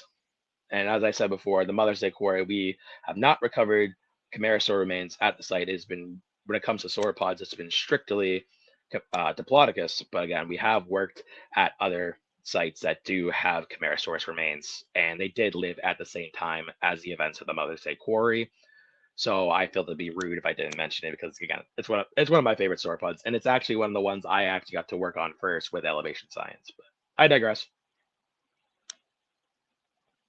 Now, of course, I can go over all the dinosaurs I could with you with the Mother's Day quarry and with the Morse information in general, which is, for those who don't know, the Morse information, that's 150 million years ago. That's where we know the rock, that layer of rock is 150 million years old, and that's how we are able to identify dinosaurs from that time, like Hell Creek, for instance, those dinosaurs like Cretaceous, and I digress, and sorts. So again, I can't list all the species down to you. So again, here's the list as well. Obviously, you notice there, I've crossed out with a giant X and writing dubious genus. That was for the previously known dinosaur called Saurophagonix maximus. Unfortunately, he is a victim of being classified recently as a dubious genus. That's because there wasn't enough evidence. I believe Eric actually, we talked about this before, the previous podcast episode I had with him, but Saurophagonix will never die. Yeah, true. But no, it is a really cool dinosaur. I think there's been talk. I think I could be wrong. I think there's been talks about reclassifying it into a bigger Allosaurus genus. I could be wrong. But because again, I mean, there wasn't enough to classify as its own type of Allosaur current. But that's it. Thank you, Eric. I see the message there. Allosaurus annex. But yeah. I can't, like I said, I can't go over every dinosaur with you, but I figured that was an honorable mention as well. And the thing is, before I go on, when it comes to dubious genuses like that, that's a very common thing with paleontology. For instance, Troodon, actually, I just saw Troodon, a late Cretaceous, smaller theropod carnivorous dinosaur, was just reclassified recently as being a legitimate genus, and not dubious. So again, it happens a lot in paleontology as well. But I digress. And obviously, we have more sauropods than just Diplodocus and Camarasaurus. We have a whole lineage as well. You also notice in the near bottom right corner, we have Brontosaurus. Excuse me, I'm trying to read the name. Please excuse my beautiful face. Well, I can't read the last part, but Brontosaurus as well. He is another victim of that classification. Actually, Brontosaurus was in 2014 thought to have been a victim of a casualty of the Bone Wars in the early 1900s, and then having in 2014 they thought, okay, so there's not really a whole lot of evidence to say it's its own genus, so we're going to reclassify it into being a Apatosaurus. And then I believe in 2017, 2018, they're like, oh nope, just kidding. We have more fossil evidence on the record to like say that the Brontosaurus is its own genus. So again, when it comes to like Saurophagonax, Troodon, Brontosaurus, my mother-in-law, no, I'm kidding. I'm not married. No, I'm just kidding. But when it comes to dinosaur genuses being legitimate or dubious, it happens all the time in paleontology, and that's for those who are curious about how it works. Oh, okay. Brontosaurus is back too. There are actually 5 species of it. Thank you. So, see, as you can tell, when it comes to late Jurassic, my knowledge is only limited unless whatever I'm told with elevation science. I actually want to specialize more in Hell Creek Formation dinosaurs, but again, it was really I'm honored to have been a part of the elevation science thus far. But yeah, I digress. So again, I can't read all the sauropods to you, but yeah, they all there, and if you need to go back to them one point, yeah. So Mother's Day quarry, what happened? So why are they all Diplodocus? So of course we know, for those who don't know, we know that sauropods are herd animals. We have not just a Mother's Day quarry, but other examples showing that they were in fact herd animals, or moved in herds, like say African elephants, for example. The current hypothesis is that the juveniles died because of severe drought conditions. because again, these all are strictly juveniles. There's no hatchlings and there's no adults. It's all juvenile range. Even as small as Andrew was that I mentioned earlier, they are all legitimately 100% juveniles of all different age ranges in that bracket. But I digress. So pronounced seasonality during the late Jurassic period, like I mentioned before, with the climates of mountains and conserving those rain pockets, so causing those pocketed environments of mostly like dry areas like a savanna. It led to wet monsoon seasons and heavier dry seasons, and much like the modern day African savanna, like I've mentioned. Likely that a herd of Diplodocus, age segregated or not, remains unclear. Tried to wait out the dry season at a watering hole, but the rains came too late. So the thing is, it still doesn't answer the question though, why are they all juveniles? Comparison to modern megafauna, elephants, for instance, during droughts, juveniles and subadults do not have the fat reserves of younger members like hatchlings, ideally, of their species, nor the longer legs of adults to expend less energy for more distance traveled. So basically, again, if you thought being a teenager sucked being in the 21st century, we ain't got nothing on Diplodocus. just being a sauropod in general. It was really not fun being a sauropod that time.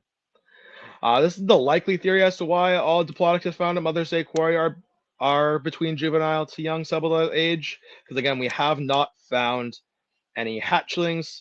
And Andrews being the only youngest member per se of the Mother's Day Quarry that's juvenile age, but no hatchlings and no adults. So most likely, in simpler terms, you had an adult Diplodocus. We're just like, yeah, everything's drying up.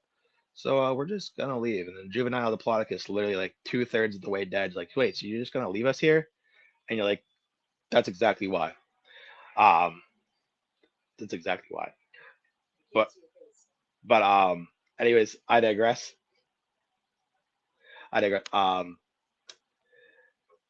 Yeah. So we have also this. Sorry, excuse the interruption. We also have a depiction here by I'm so sorry if I butcher your name, my man, Joshua Knuppy. Depicting of the juvenile death at the Mother's Day Quarry. So yeah, actually I believe that was made for a friend of mine who did the fossilized skin impressions, I believe. But yeah, that's a gruesome picture, but that's how paleontology is. So there's more yet to be found. So going back to the 21st century, the Mother's Day Quarry site was discovered 30 years ago. Yeah, paleontologists are still making new discoveries every field season.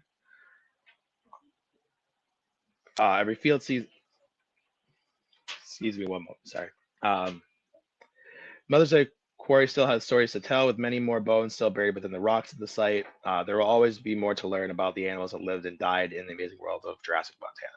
So,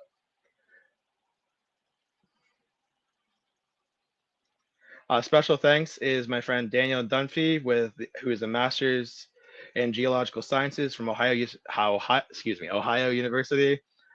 He's also an elevation science field technician. I just want to give a big shout out to him if he does see this. He actually just recently just found out he's about to be a dad. So congratulations, man. And thank you so much for helping me with the slideshow. And last but certainly not least, we have my good friend Sky Walker, the bachelor's in geoscience from Auburn University, who is also a elevation science field technician, the science communications manager there, and is also starred in the Why Dinosaurs documentary, and has also been on the podcast with my good friend Eric. So yeah, definitely check out his podcast if you haven't already. Next slide.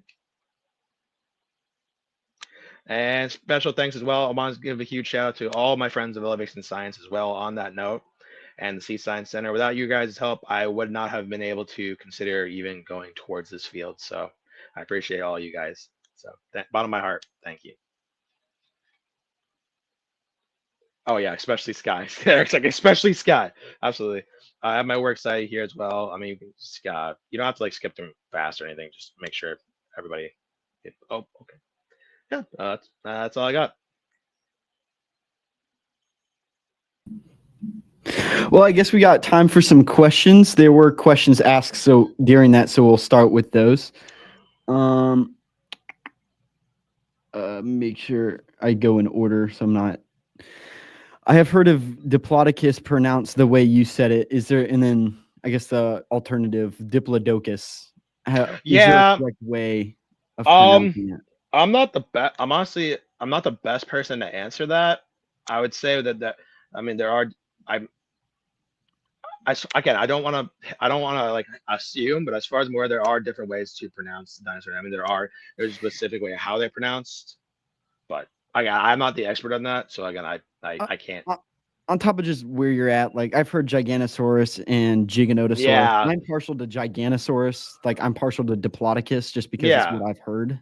And also, I like, prefer it. yeah. You also heard like Deinonychus compared to Deinonychus. Or I call it Deinonychus. I mean, yeah, maybe honestly, I guess the way I pronounce Diplodocus, I definitely would say Walking with Dinosaurs did not help with that. Oh yeah, absolutely not. I think that's why I call it Diplodocus that way. On top of it, it is kind of just an area thing and then an individual thing. So it's not wrong. People will know what you're talking about. Yeah. It's just your preference at the end of the day. Yeah. But as long as it's still like talking about I agree, Eric, Saurophagonax lives in mind rent free as well. 100% Saurophagonax will live on. I refuse to call a sauropod Lord of the Lizard Eaters. As somebody who has made their own dinosaur taxonomical tree and now all 3 theories of them, please go check that out. Link in my Instagram. Also, in case everyone wanted to know, holding a Stegosaurus Thagomizer cast makes a great club. No, I'm just kidding. Don't. So if some dinosaurs can have 2 or 3 names, Allosaurus anax can have 2 names. A common name is Saurophagonax. Yeah, that's true. Taxonomy rules are and go out the window. Yeah, you're not wrong. You're not wrong. I need more questions. Yeah, I'd love to have more questions. Have you ever found a fossil that changed how you understood prehistoric life? Well, again, I'm just a geoscience student, so at the time right now, I've only been on a couple expeditions regarding the Morse information. I don't know. I don't know if I've seen fossils. I don't know if the question you're asking, like if you're talking like in a science way, talking about how I understand prehistoric life. But for me personally, I will say, whenever I see a dinosaur bone, especially ones that I've as big as I worked on, I'm definitely humbled. it's definitely a treat to see those, that's the thing I love. Why I love dinosaurs so much. The thing is, like, everything about them so alien to me, and it just seems like it's another world from another time. And just to understand that these animals of those sizes and proportions were that big and lived on this earth millions of years ago, it's crazy. It's awesome. Incismosaurus is just a large Diplodocus. So yeah, paleontology always changes. Thank you. That actually is a better example. I appreciate that. And again, I said it in the comments, but I want to say it here. There is actually only 2-ish species of Brontosaurus. It's still a little iffy because we have Eobrontosaurus, which may be another species, maybe just another synonym. Again, taxonomy naming is just a nightmare. Yeah. Bone Wars didn't help with that. Oh, absolutely. One is British pronunciation and one is Americanized. I forgot which. It's funny because, like, now that I'm thinking about it, and now that we're back on the topic of Diplodocus, it makes sense. I've heard. Well, the thing is, like, I've heard elevation science. Like, we always call it Diplodocus. I've never heard one person there call it Diplodocus. All right. I mean, maybe, but again, I know it's my preference. But I mean, for me personally, when I first heard the word Diplodocus pronounced in that way, it was mostly through Walking with Dinosaurs, actually. So that's, and like other documentaries. So I mean, yeah, it's kind of like a potato thing as long as we're still talking about the same dinosaur. Yeah, like yesterday, Dr. Brian Curtice was calling it Diplodocus. Like, it's just whatever people will know what you're referring to. No, absolutely. Is it true that Gary Larson created the Far Side creator of the Far Side actually named the Thagomizer? So it's funny. I believe I could be wrong about this because, again, I should know more about this, but I believe that the name Thagomizer came from early artist depictions of Stegosaurus in the 1900s. I believe that's where they derived from. Don't quote me on that specifically. I don't know if this. I've never. I mean, from what I've heard, it is the Gary Larson thing. But again, I don't know if that's like some urban legend thing. Yeah. He heard it from someone else in like an obscure paper somewhere and then called it that. thinking that was the official term or if that's actually what he called it. Also, just because you mentioned the Thagomizer, I figured I'd show it off again. This is like, I'm humbled for sure. This is like when that last person that said about like it comes to fossils. This is why I'm humbled. Okay, well, with a quick Google search, because by the power of internet, the term Thagomizer for the tail spike of a Stegosaurus dinosaur, originally from the Far Side cartoon by Gary Larson. Okay, so so my friend Zach, we were on the same page. He probably was like putting his face like, oh my god, that's what I was just saying. I'm sorry, Zach, but no, I'm glad we're on the same page. Oh, I want so bad. I believe I believe I got this from if you follow me on Instagram, the one and only D-Rex, you have my permission to DM me, Zach. I'll find a link for this, all right? And of course, one of our sponsors, blanking on it, Dinosaur Skeletons. His website should be open now, and you can, I don't know if he is doing email requests, but you can email him, and I'm sure he'll make you a custom Thagomizer that's basically its own individual fossil because he sculpts it from scratch. That's cool. Love that dude. Cool. Zebra or zebra, I'm assuming is that versus zebra or zebra, I'm assuming is what you're trying to say, but I've never actually heard somebody say zebra. I'm not gonna say I've never heard someone say zebra either, but then I got a person in the chat never heard it say Diplodocus that way. So you live and you learn. I've never heard zebra outside of a joking manner. I've never got. I mean, I just went to Animal Kingdom recently. I didn't hear somebody, little kid, say, "Hey, mom, look at the zebra." The zebra. I'm not making fun of you though. Whoever that said that, I'm not. I was just thinking. Alex from Dinosaur Skeletons is incredible. He really is. I did an interview with him. He is apparently telepathic now, thanks to my interview. So if he sees this, you got superpowers now. Use them wisely. I have heard zebra, I'm assuming. I believe it. I'm not doubting you. I've never heard it. But again, I'm not the sole person. So yeah, I'm not the authority on that. Again, potato, Diplodocus. I am not God. Are there other sites that you want to work on? I'm so glad you asked that. Actually, I do. So I'm actually because of a change of plans. Actually, I will actually be most likely in elevation science. So be happy to hear this. I'll be most likely next summer in 2026. Most likely be on an excavation with you guys again. Because I convinced a buddy of mine to actually go on the dinosaur dig, who was a part of it when we met. So that's why I was in Florida recently. But I actually want to be a part of a Hell Creek formation dig because again, when it comes to geoscience. 100%. Absolutely. When it comes to paleontology, I really want to specialize in Hell Cretaceous fauna, Dinosauria. More specifically, I want to specialize in Tyrannosaurus Rex because, again, go big or go home. I love them. And, I mean, it is just a staple for paleontology. The Hell Creek is easily by far the most famous formation out there. I would definitely say the Morrison is too, because the Morrison's up there. Honestly, that's another thing too. That was another thing I was humbled about because the thing is like when it comes to dinosaurs, we especially have like a specialization when it comes to like those stable dinosaurs like Tyrannosaurus. But when you go on excavations that deal in an area you're not familiar with, like with the Morrison, I got filled more with information about the Morrison through elevation science than I did anywhere else, and honestly, I had an appreciation for it after that. More of an appreciation for it.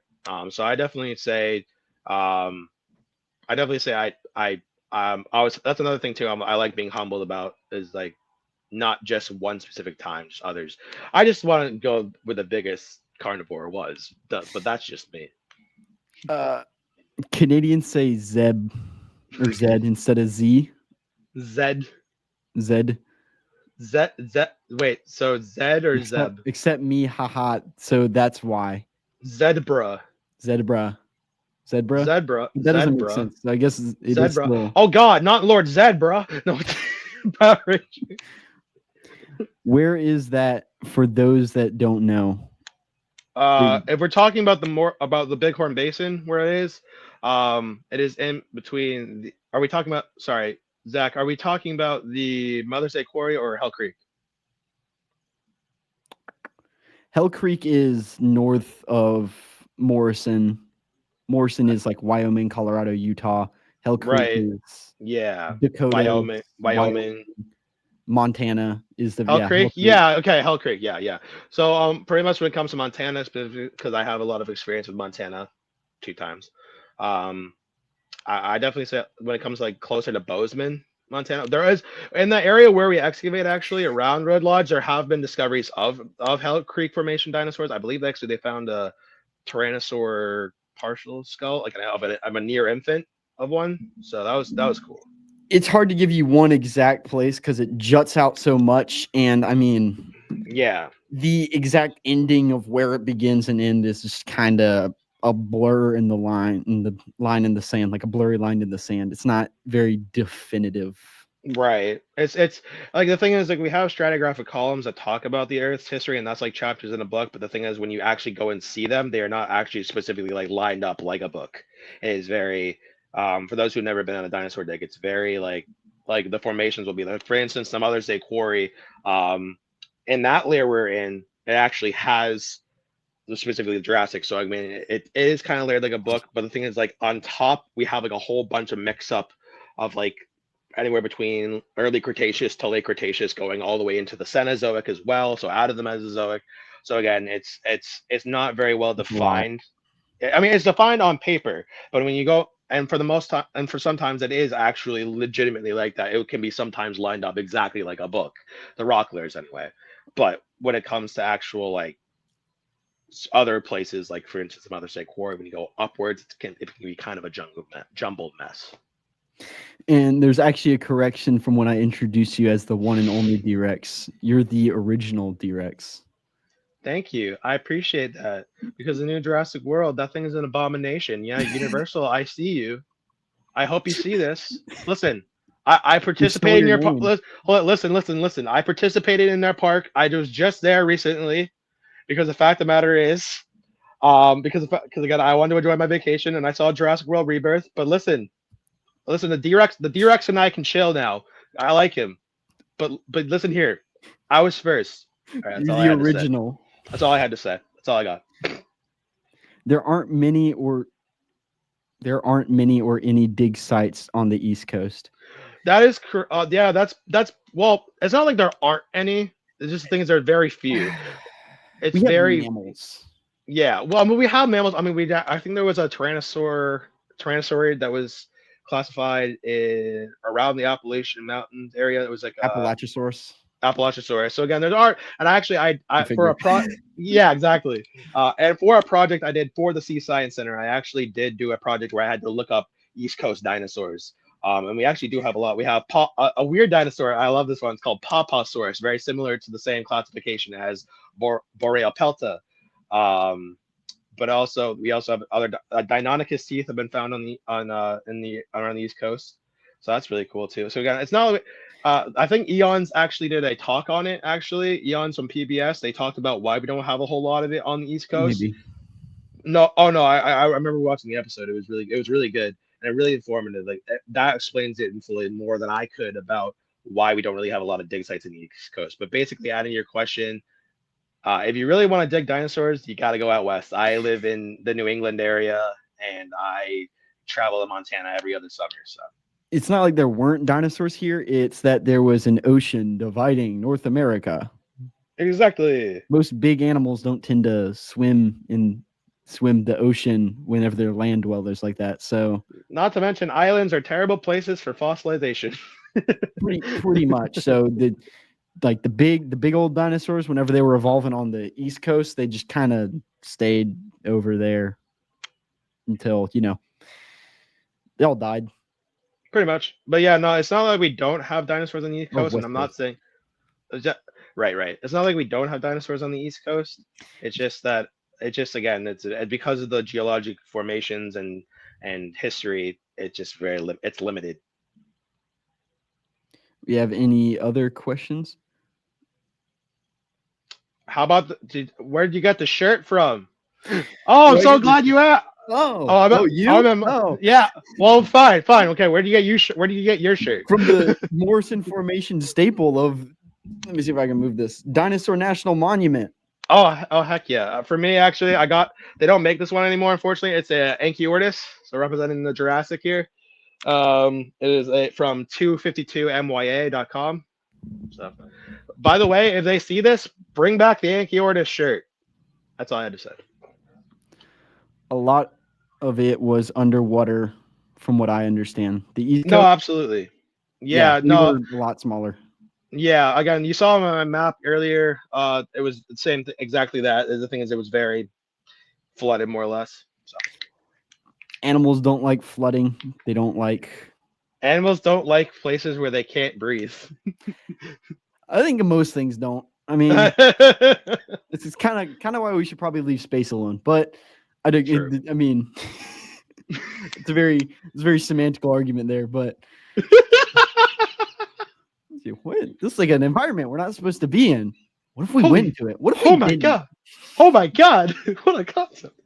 Dude, what if we just like didn't do that? What if we just like left it alone, leave it be? We don't have to, kill ourselves up there and deal with that. Like we have enough to deal with. Exactly. And I guess this is a question from me, from the Morrison Formation that you have been with and that we know of. What can you tell about something less known, like Ceratosaurus or Dilophosaurus or even Torvosaurus? Well, actually, when it comes to actually, I'm probably the worst person to ask when it comes to that. But I would say from my expertise that I've known, actually, I just saw Ceratosaurus was on up in auction, and I'm like, great. I want to buy it. It's a young one. It's a young one too. So I was really upset about that. I go Indiana Jones on this. It belongs in a museum. Belongs in a museum. Don't don't grave rob. Anyway, Grave rob. no, just I know Dilophosaurus, for instance, Dilophosaurus actually, which is when I mentioned the East Coast, we actually have fossilized tracks in Connecticut and the National Dinosaur Monument, where we don't know if they're specifically Dilophosaurus, but the thing is we don't really have a huge catalog of theropod carnivorous dinosaurs that lived in the early Jurassic period. So as far as I'm aware, I think in the Morrison Formation, Allosaurus makes up it was like a huge amount of predatory dinosaurs found. I want to say it was like either 70 or up, like 70% of them are Allosaurus or oh up. yeah, no, for sure. So again, those teeth that I mentioned, they could most likely be from Allosaurus, and again, those papers could have been specified. I mean, that's the thing about science, is you try to compare it with other examples you have. So the thing is, most likely those teeth could be Allosaurus, but it also could be other dinosaurs that you just mentioned, Torvosaurus, 75%. Ceratosaurus. Again, it varies. And then Dilophosaurus is just, we're going to ignore that. Dilophosaurus is just, smaller, more compact, doesn't fossilize well, just depending on location. Right. But also again, but also as I should mention, because Dilophosaurus lived a good time before the Morrison Formation, so I forgot to mention that as well. Talking like early Jurassic, 207 million years ago, give or take. And that's why humans are idiots, because we were talking about going into space. I can concur with that. We should leave the moon alone.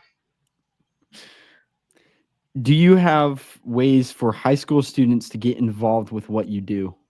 Well, for starters, I highly recommend Elevation Science for those who are interested. I think there's actually, before I get into Elevation Science, I think I actually just saw a program that was for specifically high school students who are interested in invertebrate paleontology. Space vertebrate. No, invertebrate paleontology. Not in space, on the Earth. In spacebar vertebrate paleontology. Oh yeah, right, for sure. I think it was called Geostembergia. I could be wrong about that. I've never been myself. Elevation Science has really been the one that I have got experience with when it comes to but I highly recommend it even for all ages, specifically college students, younger kids with families. Even I've met people there who are like in their 70s and 80s. That's awesome. So,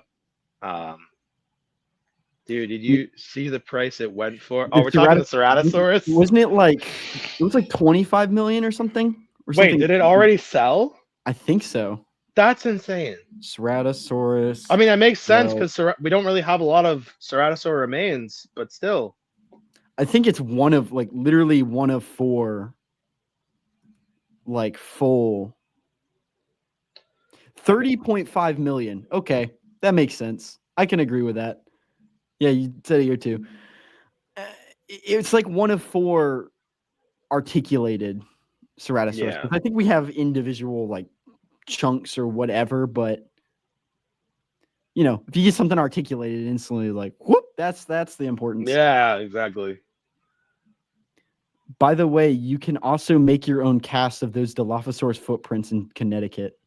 Yes, you can actually. I did read up on that. Yeah, actually, at my science center, actually, we recently just obtained ethically we recently obtained a trackway from Connecticut, actually, from a fossil buyer. I know I literally just said auctioning of dinosaurs, but then again, we bought this ethically from a source that actually from everything. I can't go into specifics, but every way it was obtained every way that it was obtained, excuse me, was ethically done.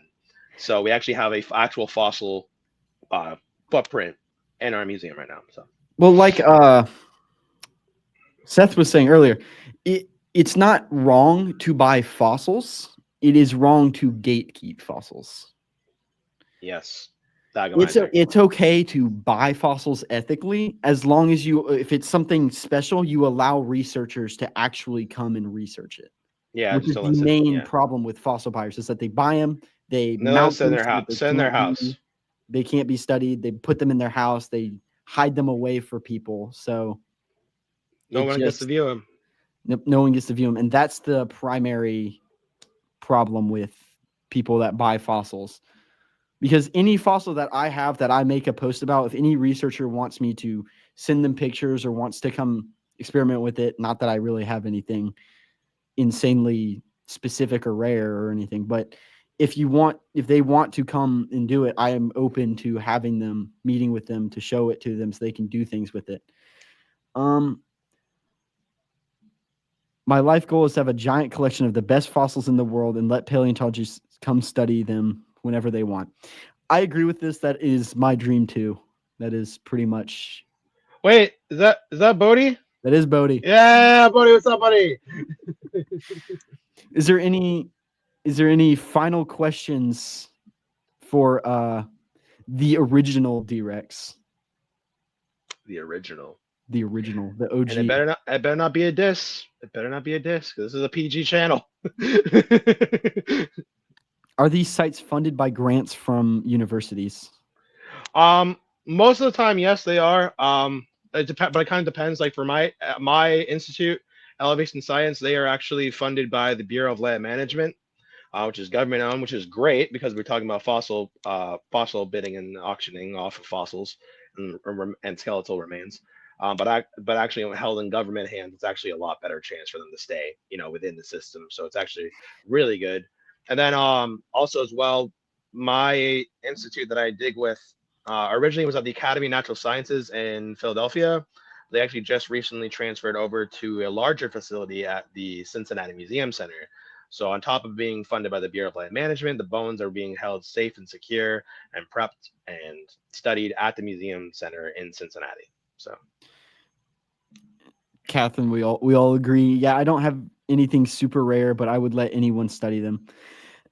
Again, within reason. I'm not going to let just any bodunk random person into my house because I do like security. yeah. And of course, destruction. You can't just smash it on the table and look through it. Not to mention, anybody who wants to intrude my house, I have a thagomizer. Get them to level. Unless it can double as a club. No, I'm kidding. I'm not. That wasn't okay. That wasn't professional. I'm sorry. Spear and club. Great zombie weapon, right? What does InGen? What about InGen? What about InGen? I guess you mean InGen from Jurassic World? Jurassic Park, Jurassic World, or are we? Or is this a actual thing that I missed somewhere? I don't think it's engine radio. Yeah. Home safety with an The element. element of surprise. Yes, 100%. Thagomizer. Thagomizer. Just Just a okay, joke. Yeah. So we're talking about Okay, so engine. he did mean InGen They from are not Jurassic World. ethical. They are not ethical. I will not let engine into my house. I like my No. security. Listen, InGen already did me dirty because they named something out after me without my permission. So I'm already upset. On top of engine, they're not ethical with fossils. They are very much so not ethical with fossils. They also stole my name. One of the Walking Dead spin-offs had a woman using a Triceratops horn on a Yes! play walkers. Yes! I remember that. I'm so glad you mentioned. I was gonna mention it, but I'm glad somebody else did. That's awesome. That is. That is. See, that's what I got this for. This is why I got it. It's for zombies.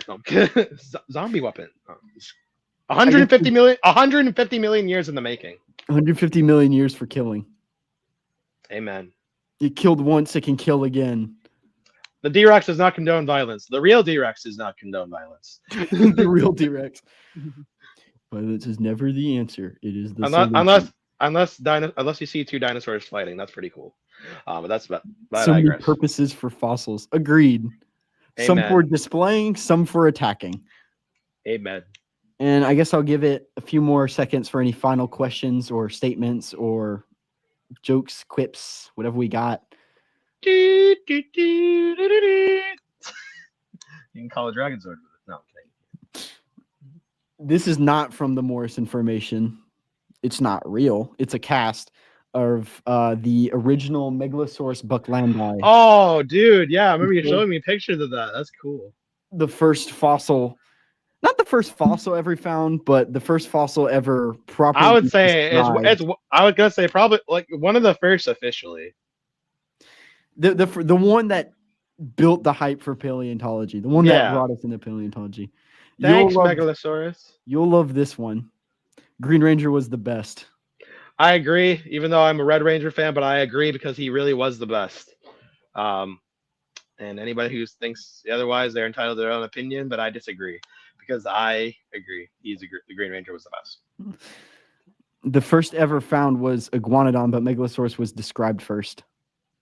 True. Megalosaurus is the first official dinosaur. Iguanodon was the first found dinosaur.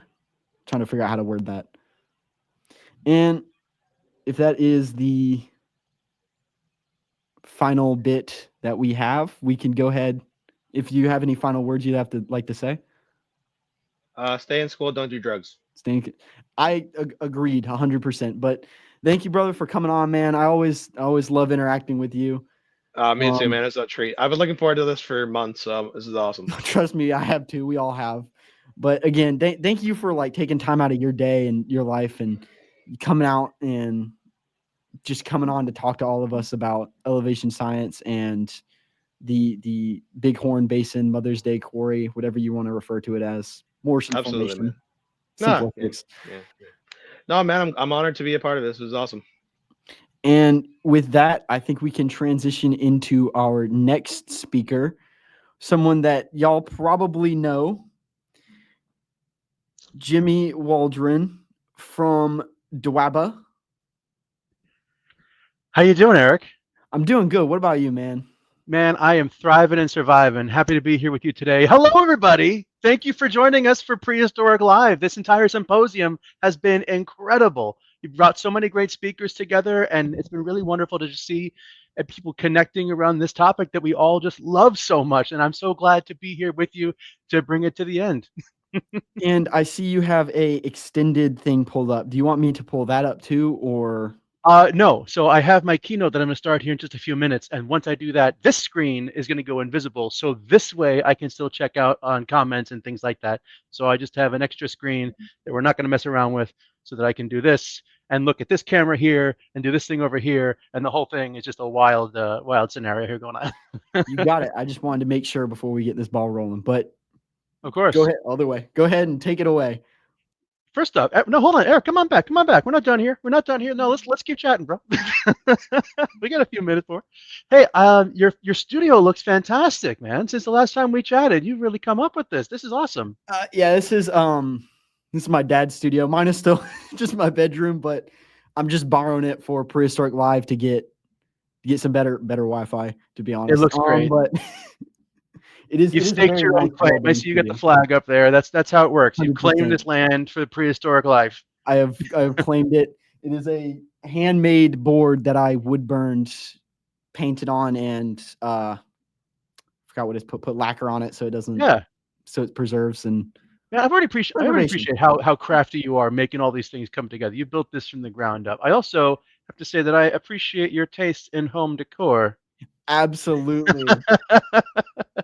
Megalosaurus bucklandy. I saw this, and a very good friend of mine bought this for me, and I was just very happy to have gotten this and received this because of its just pure historical value in the world of paleontology. It's an important piece of any major fossil collection, and thankfully now, so this one I was able to actually 3D print this using a scan from the original specimen.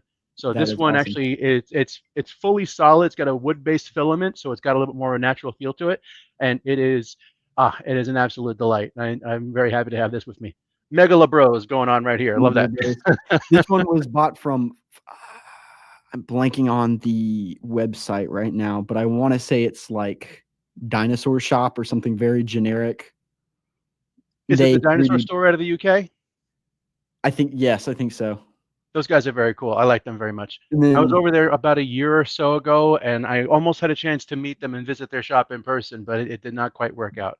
Hey, speaking of Megalosaurus, you guys were talking, you and the D-Rex. By the way, D-Rex was fantastic today. That was a really cool presentation. I really enjoyed him sharing all of his experience with elevation science. I've been happy to see elevation science kind of evolve.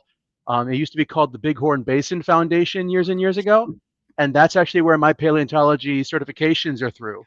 And so my lab and field preparation certifications that have helped me in many different circumstances. I'm also very grateful for all the work that elevation science has done, and I can't wait to see their actual. I want to get to the real museum where they're based now. Now that it's stationed in the Hall of Justice of all places. It really is. I want to go see. It's another thing on the bucket list. I gotta go on my first dig, which is next summer. I gotta get around the world, start my own museum. I gotta go. Where are you digging? Smithsonian.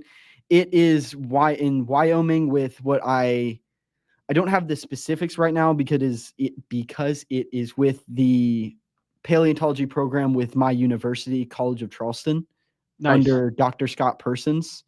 And I'm pretty sure, if I'm not mistaken, I think we do have 2 people in the chat that are also in the program, but it is with the the Wyoming Dinosaur Center with their dig team in the Lance Creek Formation. That's one of my favorite places in the world. That's a Wyoming really great place to go and dig. Amazing place because you got like I said earlier today, you got the Morrison, you've got the Hell Creek, you got the Green River Valley. Green Rock Valley, whatever it was. I'm blanking on it. Sundance. You get a little bit of the Cloverleaf out there as well if you're digging in the right spot. That's where like Deinonychus is hanging out. So I want to get out there for that at some point.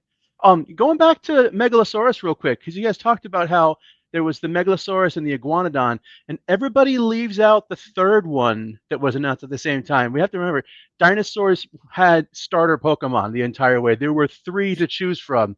We had the meat-eating type.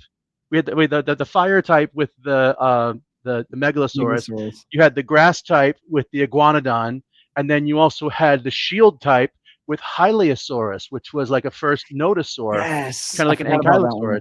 And so like these 3 animals together, like, listen, these things are really, really weird looking. They're totally distinct from other kinds of animals. We had to start to call them their own thing. And so, okay, we're going to call them the terrible lizards, the dinosaurs. And then Huxley was like, they kind of look like birds to me. It's like, no, we already settled on terrible lizards. We're going to go with this. And so they had to come up with the word dinosaurs to describe this whole new group of creatures. It was really exciting to see all that. And so having to have the first part right here. Catherine, thank you for the correction. The Paleon Museum. Nice. Oh, and while we're at it, because you guys were talking and I had to go get all my props here for everything, if you were to head to Dinosaur State Park in Connecticut, make sure you stop off at a Home Depot on the way and get yourself a bucket and some plaster of Paris and a few other ingredients. You can actually check for on their website. Just Google it. There's a sign that says, if you bring these things to the park with you, you can make a Dilophosaurus trackway cast of your very own for free. And they let you do the whole thing right then and there. So we had to go out and make that happen right now. So yeah, you have to, if you're visiting that way, get out and make your own Dilophosaurus trackway, because no home is complete without a Dilophosaurus trackway. I've come to find. that is a really, again, another thing on the bucket list. Got to go up to Connecticut, make myself a Dilophosaurus absolutely footprint trackway mold cast. Both spectacular. Yeah, I highly recommend. It was super easy, and the people who are there at the park are so patient, and they love people who are engaged and excited about these things. You can actually go see the trackways out in the wild, and then they have a few isolated ones that are like set in this area. So you can go over, and people are casting in them all day, every day from like 8 a.m. to 3:30 p.m. And then they got to start winding everything down. But they're like, all right, go home. We want to go home. That's it. But yeah, it's a good time. So, hey, I appreciate you having me out here. I've prepared a couple of things for you here today, because we're looking at all these wonderful paleontological discoveries and these people who are truly passionate about paleontology. And so I wanted to showcase, I know one thing I've learned from all the people that I've had a chance to meet and speak with, the different researchers and scientists and people who are just enthusiastic over the years that I've been doing this. Bodhi, thank you so much. He mentioned in the comments that he enjoyed listening to the podcast. I'm so glad you like that. Speaking of ancient history, because I think the last time I did an episode was like 2.5 years ago. But it's been a minute. But it has been a minute, and honestly, some of the circumstances behind what was going on with the podcast were phenomenal, and a really great way to meet people and to share this shared love of science that we all have. And as science communication online continues to improve and more people are finding excellent ways to connect the magical, fascinating pieces of the ancient world to people every day who are as far away as their phone or their computer screen right now, it's really wonderful that we have that ability, and so many new creators are doing such a great job. And so I've kind of pivoted from what we were doing in the space of a podcast. It started off with my buddy Dean Lomax, who I met back in 2009 at the Wyoming Dinosaur Center. He has gone on to do some pretty cool things. We can't say that, but we got together. We just wanted to talk about dinosaurs as often as we can. So we started a YouTube channel together to just talk about our favorite dinosaurs. And then that kind of turned into its own growing thing. And I did a few episodes solo, and we had a few other people who kind of wore the co-host hat for a little bit. And then, it kind of just, it disappeared. It had to transition into its own thing, because I would start to meet people here in the community in Orlando who were so fascinated by incredible things that they had never seen before. But really, people don't have the opportunity necessarily to get out and see things in a museum all the time. We have some wonderful museums here in town, but Florida is big. And many places are far removed from a really great natural history museum. So I decided that I was going to pivot what this all was. And so the podcast is still a component, and it will continue to exist in its next form. But right now, I've got my mobile museum. And so I actually travel with real and replica fossils, including the Megalosaurus jawbone here. Megalosaurus. I travel all over the country, and in many cases around the world, to help bring these pieces directly to communities and people who don't necessarily have the opportunity to step into a museum, because everyone deserves a chance to discover these cruel animals. Because it doesn't matter what you do, where you're from, or how old you are, dinosaurs will always be awesome. Huge shout out to that. I mean, and so now, Eric, I haven't really mentioned this in any other real capacity, but we are now at the point where we have been scouting for a historical building in the Orlando area that has been available for some time. And we've been going through a lot of the channels, because we're a 501c3 nonprofit. We are a dedicated natural history museum. We're recognized by the IRS and all the different Awesome. things as an actual Central Florida's first mobile dinosaur natural history museum. And so we have real fossils and real incredible specimens that are part of our museum. And we are now looking at a physical location that will be able to actually open up, hopefully within the next 2 to 3 years. There's a lot, we're going through navigating a lot of the red tape kind of portion here right now and make sure everything's all up and legal. But I'm further along than I thought it would be with this whole process here. We're like, we're designing it now. We're sketching out, like we haven't been told the no that we thought we were going to get. And so now it seems like we're very much going to be able to bring a really great resource to the community here where people can get connected with each other. They can learn about our city and our nation and our world in a safe and inviting complex in a space here. And then also the mobile component will still continue, because then once I have the physical location, we'll build the mobile bus that I can actually travel around. So it's gonna be great. You can turn the physical location into like a warehouse, so you can switch things out here and there. There's plenty of room for a paleo lab, a digital media studio, a cafe, a full sauropod exhibit. I'm putting a mezzanine in there. There's going to be XR displays. Eric, everyone here, not everybody gets to see it yet. I got to save some surprises for later. But Eric, you're going to see some stuff later on. But everyone else, later. Eric, soon later. When you say full sauropod exhibit, do you mean one or multiple? There will be a few sauropods. There will be. I have my buddy over here hanging out in the back here. He's waiting for his close up next week with Y Dinosaurs at the Enzian Theater. But Ajax, the baby Apatosaurus, is hanging out, and so we're going to have an adult sauropod as an adult Apatosaurus and a juvenile Apatosaurus, so that people can actually see what Ajax looks like without all that skin and bones. Because that's what kids love to see. That charming, lovely character, horrifyingly desiccated. That's what you want. That is a good question. We're in Central Florida. That is probably a pretty crucial question. So I'm based in Orlando. I'm based.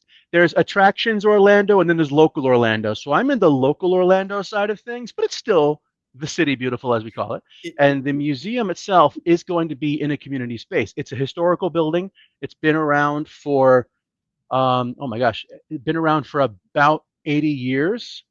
And then it has a significant historical significance beyond. I just used significant twice. How did that? It has an important historical significance for the city itself. And so there's a lot of cool things about this that I can't wait to read a little more as things progress. But I'm excited that they're progressing the way that they're progressing. I mean, you plan for the worst, you receive the best. Things just go even smoother. You got to stop. You don't say no when things don't go the way you want. Like there were plans. Exactly. I'm on plan J at this point for this entire thing. God knows this has not gone entirely the way that I wanted to go. But every time you dust yourself off, it's like, okay, I found out something else that doesn't work. What do we do next? And now that next is establishing a physical museum space and now is the time. Now is the time with museums and public science things being slashed left and right. Now is a good time to invest all of my time and energy and every last penny I have into building a museum, because why not? I mean, what better is there? No, exactly. The best time is now. I mean, yeah, that's exactly right.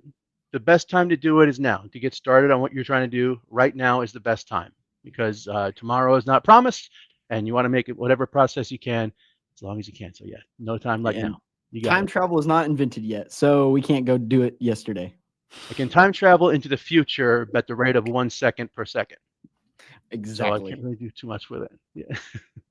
But yeah, so I brought with me today, if that's all right, one of the presentations that I've done a few different places, and it's something that I think really resonates, because we are here in a group of our amateur paleontologists, our fossilists and aficionados, and people who have either gone on digs already or dream of going on them.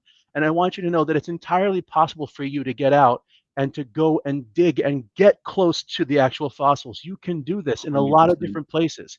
And I have a story that I want to share of 6 individuals who made that same step and took that moment and made something really special happen with it. So is it okay if I go ahead and share something now?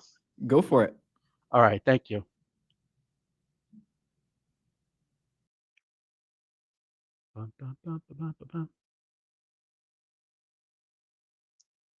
I already said yes.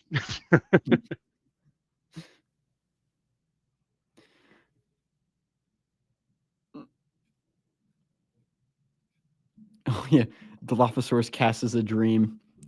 It's his favorite dinosaur. You should go visit Connecticut. That's a good reason to visit Connecticut. There are lots of good reasons to visit Connecticut. Just another one to add to it.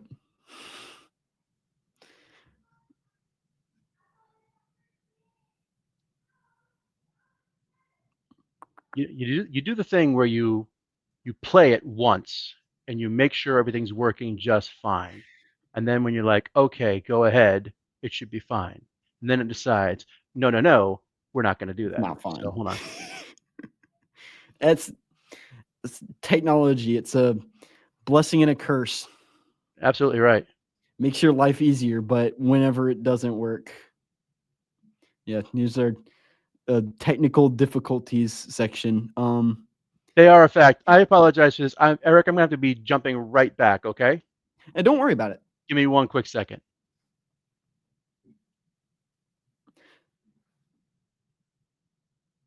I guess if anybody has any questions for, I guess, me while I'm here for whatever reason, feel free to ask them. I guess I can, while we're waiting, I will show what I work on in my free time, which is usually a nightmare to work on, is a entire dinosaur taxonomical tree. And I have recently added all 3 theories of the taxonomy tree to it. So feel free to go check that out. You have put a lot into that taxonomy tree too. My gosh. It's about, I think, over a year now, a year or 2, maybe a year and a half. I remember when you first started putting all that stuff together, you're like, I'm going to make this happen. Well, how does this look the best? How many species do you have in there now? Oh, how many species do I have in this? Because I recently put pterosaurs. If I do one tree, I'll just do Sheelys for short, or Sealy. Give or take about 2,000. 2,200, give or take. Oh, that's shapes. That's including the lines. But you have images of each creature, right? That's the shapes. So that's not the connecting lines, but that also includes all of the, like, whenever I say like ornithischians, and then like, because it said you had like 1,600 actual images. So you've got that. So that is wild. So yeah, that's about 1,600 species on there, and then times 3 for each theory with Sealy, Cooper, and Barron. That's incredible. That is wild. You can find this on my website, or there's a link in my Instagram description. Feel free to go check it out. You probably want a decent computer if you're going to run it. I've learned that running it on my phone does not work anymore. So that is, and it is completely free. You may need to make a Miro account, but like you don't have to pay for that. That's free too. It's basically like a glorified YouTube, or not YouTube, glorified Google service. It's like a shared whiteboard that you can do. It's like there's a few different pieces of software that do that. You've chosen Miro, and it looks like it's working well for you because that's a huge document, and it loaded it up pretty quick. I just keep it pulled up. I'm currently working up the courage to go and add all acrosauriforms on there. Yeah. And I know that's going to be a nightmare to work on because I don't have to do it. I don't get to do it just once anymore. I have to do it 3 times. But I do it once and I can copy and paste it, and then that kind of solves most of that problem. Just go section by section and just copy and paste all of it. I got you. And I'm hoping that one day this might end up being my master's thesis, but At this rate, how could it not be? I mean, you've already established a precedent for this project, and it's been ongoing for such a long time. It's really something worthwhile for sure. And here is your thing that you have. There's my stuff. Thank you so much. Okay. And if you're ready to go, we can go ahead and start.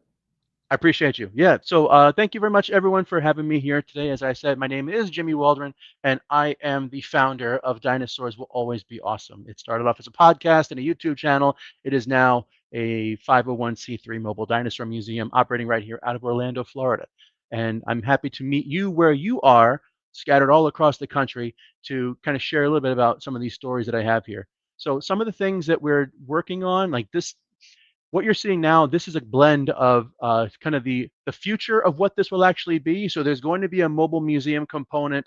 I already bring things out to libraries and communities and schools and places like that, and I've been loading everything up. I have a very nice trailer and a rugged Jurassic Parky Jeep. It's not really super Jurassic Parky, but it's got a Jeep, so there's already a Jurassic Park connotation to it. And so I take that to a place where I need to go, and in time it will actually scale up to become something like this. But right now what I want to share with you is that so many people have thought for such a long time that dinosaurs are a thing for children. You know, they say that dinosaurs are such a childish ambition and things that we have to let go of as we grow up, and I say no.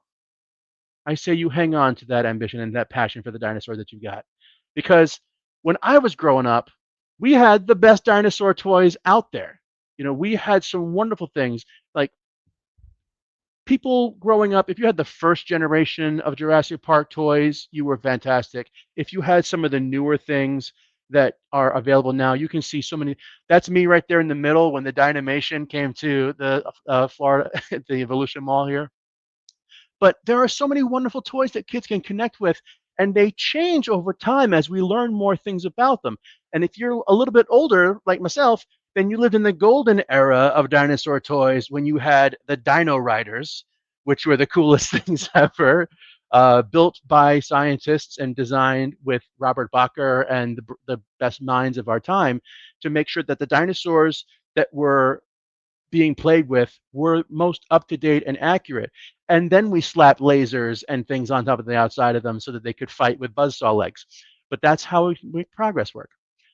So as I mentioned a second ago, one of the things that makes our area so unique is that, you know, we have different ways where people have that passion that will eventually take you out of the sandbox and hopefully into the halls of a museum. But that's not always the case, because as we see here in Florida, there are a couple of museums that are really, really great places to come and bring your family to go see these animals up close and personal.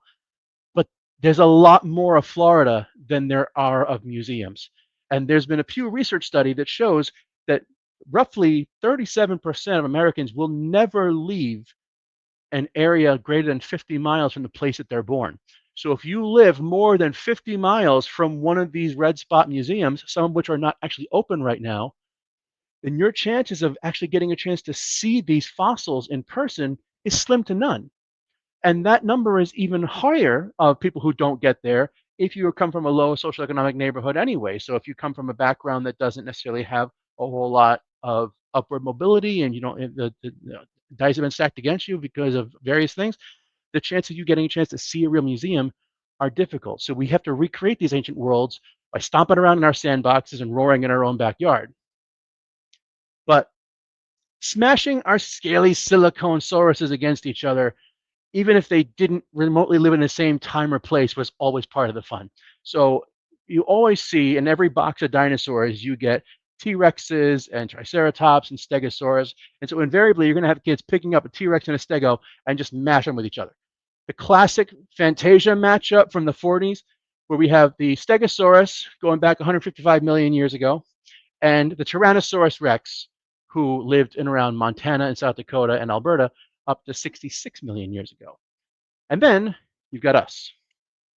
1 times 10 to the negative 6, which really just means like last Thursday, geologically speaking. So these dinosaurs never actually interacted with each other. There's an 80 million year gap between the last Stegosaurus and the first T-Rex, and a 66 million year gap between the last T-Rex and this particular StreamYard conversation right now, which means if time is a factor, it's a much more likelihood that a Tyrannosaurus Rex would come and get us than it would ever have a chance getting a Stegosaurus. The Stegos were already fossilized when they were stomping around. So we see more of this. We allow it, though, because it's fun. And letting kids play around with dinosaur toys is incredibly powerful for their early learning and development. A $3 hunk of plastic can inspire a whole generation of future scientists and discoveries. We know this because, again, 2008, the Journal of Cognitive Development said that kids who play with dinosaur toys before the age of 4 are 20 to 35% more likely to retain an interest in STEM as they grow. And this is observed in both boys and girls, and it's higher in girls. And because dinosaurs are for everybody. So get your daughters, your sisters, your nieces, your little cousins, get them dinosaur toys and watch them unlock an incredible new world of amazing things you can do with this. So I found my passion for the prehistoric when I was just 4 years old. So my mom took me to the Museum of Natural History in New York City. I used to live up in New York, and this would be one of the things that we would do. We would go out together and we just explore the museum. And so I first looked up at the upright standing Tyrannosaurus Rex. I came into this room and I was blown away that an animal like this could have existed in our world and is just gone now. It doesn't make sense to me that the creature would like no longer exist, but that was the case. So I just absorbed everything I could, every book, every documentary, every plastic toy. One of my favorite ones was the 1986 dinosaur, which was filmed at the Museum of Natural History, and it starred Christopher Reeve. And so you have Superman talking about dinosaurs directly to me. I was seen in a way that no one had ever seen me before or since. And so it's something that really got me into this passion, and it's never really left me all these years later. It's been my constant enjoyment thread. So all of you who are in the comments right now, and I know there's a lot of you here, I'm so glad to see all the folks who are with us. Do me a favor, drop in the comments right now and tell me, what is your favorite dinosaur? The question I ask everybody, and I want to hear from you here right now. Bodhi with the T-Rex, the classic. That's my ride or die too. I got him up here. Yeah, so fill them all in here and let me know what your favorite dinosaur is. And you can be as obscure as possible. This is the place to come through and be like, seagull, and you're among friends to say stuff like that. But the beauty of it is, maybe you don't have a specific favorite dinosaur, and maybe your favorite dinosaur was going to be the one that you helped discover. So my focus and my talk for today is exploring 6 wonderful stories of dinosaurs and other animals that were discovered and named by kids. It's great. I'm going to start off with this really cool one right here.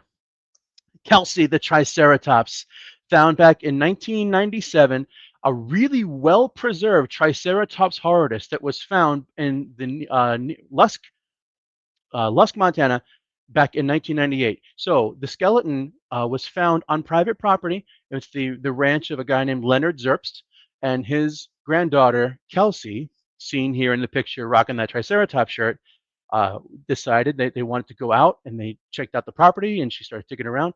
She's an inquisitive young paleo person, and she found a horn sticking out of the ground back in the 90s. And so they started to dig it up, and it turns out that they had over 50% of this Triceratops skeleton right there starting to erode out of the ground.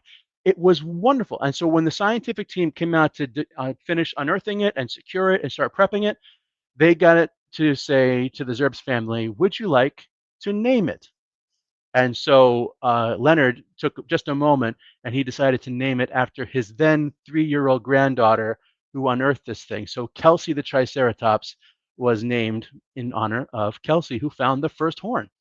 Now, there were some really cool things she found alongside that horn. There were 25 teeth of a predatory dinosaur thought to belong to some juvenile Tyrannosaurus, along with the 50% of the bones. So all the bones that you see there in gray, the darker bones, are what was actually recovered of the Kelsey specimen here. So we raised a question from the teeth that were found nearby. Did a Tyrannosaur end up killing Kelsey, or was she chewed on after she died? So these little bites and tiny bark bones along the leg and different things could have been injuries after the animal had already died. So with more than 50% of the skeleton recovered, Kelsey comes in at 26 feet long, 7.5 feet tall at the hip, and those 2 3-foot horns jutting out over those eye sockets. An incredible Triceratops specimen just to be found hanging out in Grandpa's backyard. That's wild, isn't it? And you can actually see Kelsey on display because those bones, the original fossils, are mounted at the Indianapolis Children's Museum in the Dinosphere. So here you can see there's Kelsey's real bones as they were 72 million years ago, being chased down by a young Tyrannosaur and an adult Tyrannosaur. We've got Bucky and we've got Stan right there looking at Kelsey's actual bones there. Isn't that cool? Now you can look at the bones here and you can actually see that the armature is holding the bones up very delicately. It's almost if you were to take the bones off, you would still see a wrought iron steel model of a Triceratops there because those are the actual bones, the original fossils on display. I think it's pretty great. Next, they're not all dinosaurs. And we're going to remind you that the qualifications to become a dinosaur are pretty specific. There's a couple of basic things. If I want to distill it down to just 2 pieces, you have to walk with your legs dragged down beneath you and you have to be covered in scales or feathers. There's a few other things like the number of holes in your head, if you have a hole in the hips and things like that. But to keep it distilled, there's a few basic things you have to do to be a dinosaur. This next animal does none of those things, so it's not a dino. But it's a really, really cool thing. This is the Daisysaurus, also known as Vecti Draco. Vecti Draco is the dragon of the Isle of Wight. Now, Daisy Morris up here in the corner was 5 years old when she made the discovery walking along the coastal beaches with her parents. So they walked all the time because Daisy is really into the outdoorsy stuff. You see this photo of her on the left where she's got the turtle shell and the shark jaws and the bull skull and all these different things. She collects all of those things and she prepares them on her own. Even at the age of like 5 and up, she would find a bull skull and then she would learn how to prepare it for preservation. So she's like, we're going to cut the meat out. We're going to get all the eyeballs and all the gunk. We get the dermestid beetles so they can eat everything out. And it's like all these fun things.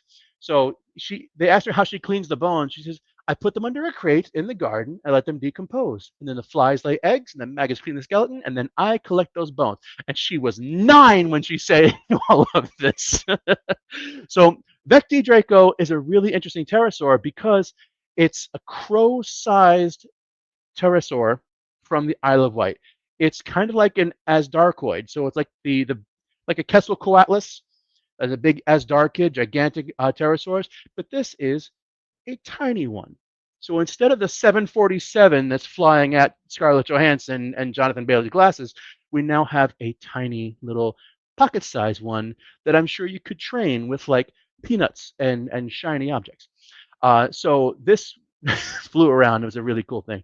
So Daisy found the remains and realized it was a fossil. So she took it to one of their family friends who also was a fossil expert who recognized the significance of it. These are the actual bones of Vecti Draco, whose species name is Daisy Morrissey. These are the bones. Here's what you can actually see here for the hip bones and part of the spine. So you can see the first sacral rib as well. So these are kind of things that help us to see just what makes this dinosaur, oh, I just did it. Oh no, okay, light me up. This particular animal, this prehistoric reptile, so unique. We've got enough of the bones here. It's a small little piece. but they're diagnostic because the shape of the hips are aligned with other kinds of asdarchids, and the openings within the spine. I know, Bodhi, I see it. I know. I got caught up on it. I deserve this. No, that's right. Hit me with it. Hit me. It's all good. I I slipped up once. So you can actually read all about Daisy and the rest of the story because I went over the basics of it, but it's such a beautiful tale because it gives us hope that if you're good at drawing or dancing and you enjoy it, you want to nurture that, right? So Daisy's dad saw that she had a passion for natural history and learning about the world around it. So uh, her dad encouraged her to do this and said, let's go out. We're going to go dig some more. We're going to explore more of these things. So I want you to embrace this and run with it. And she's got a pterosaur named after her. So I think they're doing a good job. This is Wiley Bryce. Wiley Bryce found a dinosaur, and this one actually is a dinosaur. I can say it's a dinosaur because it's a dinosaur. He found a nodosaur while they were digging around in a construction site near a Home Depot. So Wiley's dad is a zookeeper in Dallas. And one day they were walking along in Mansfield, Texas, which is outside of Dallas, and they found some really cool bones in like a dirt pile. And they found what looked like a very strange rock. And Wiley's like, I think this is a dinosaur bone. And his dad was like, I think you might be right. So when Wiley and Tim were digging through the dirt, they were trying to find some shark's teeth and things like that. And then they found this big chunk of a rib bone. So at the time, Wiley was only about 4 years old, and he found this really interesting thing. They weren't quite sure what it was, but they estimated it to be over 100 million years old. Now, once they took that and kind of researched it, they studied it a little bit further, they found out that it actually belonged to a kind of a creature called a nodosaur, which is the armor-plated dinosaur, similar to an ankylosaurus, but without a tail club. Their tails kind of come to like a pointed end.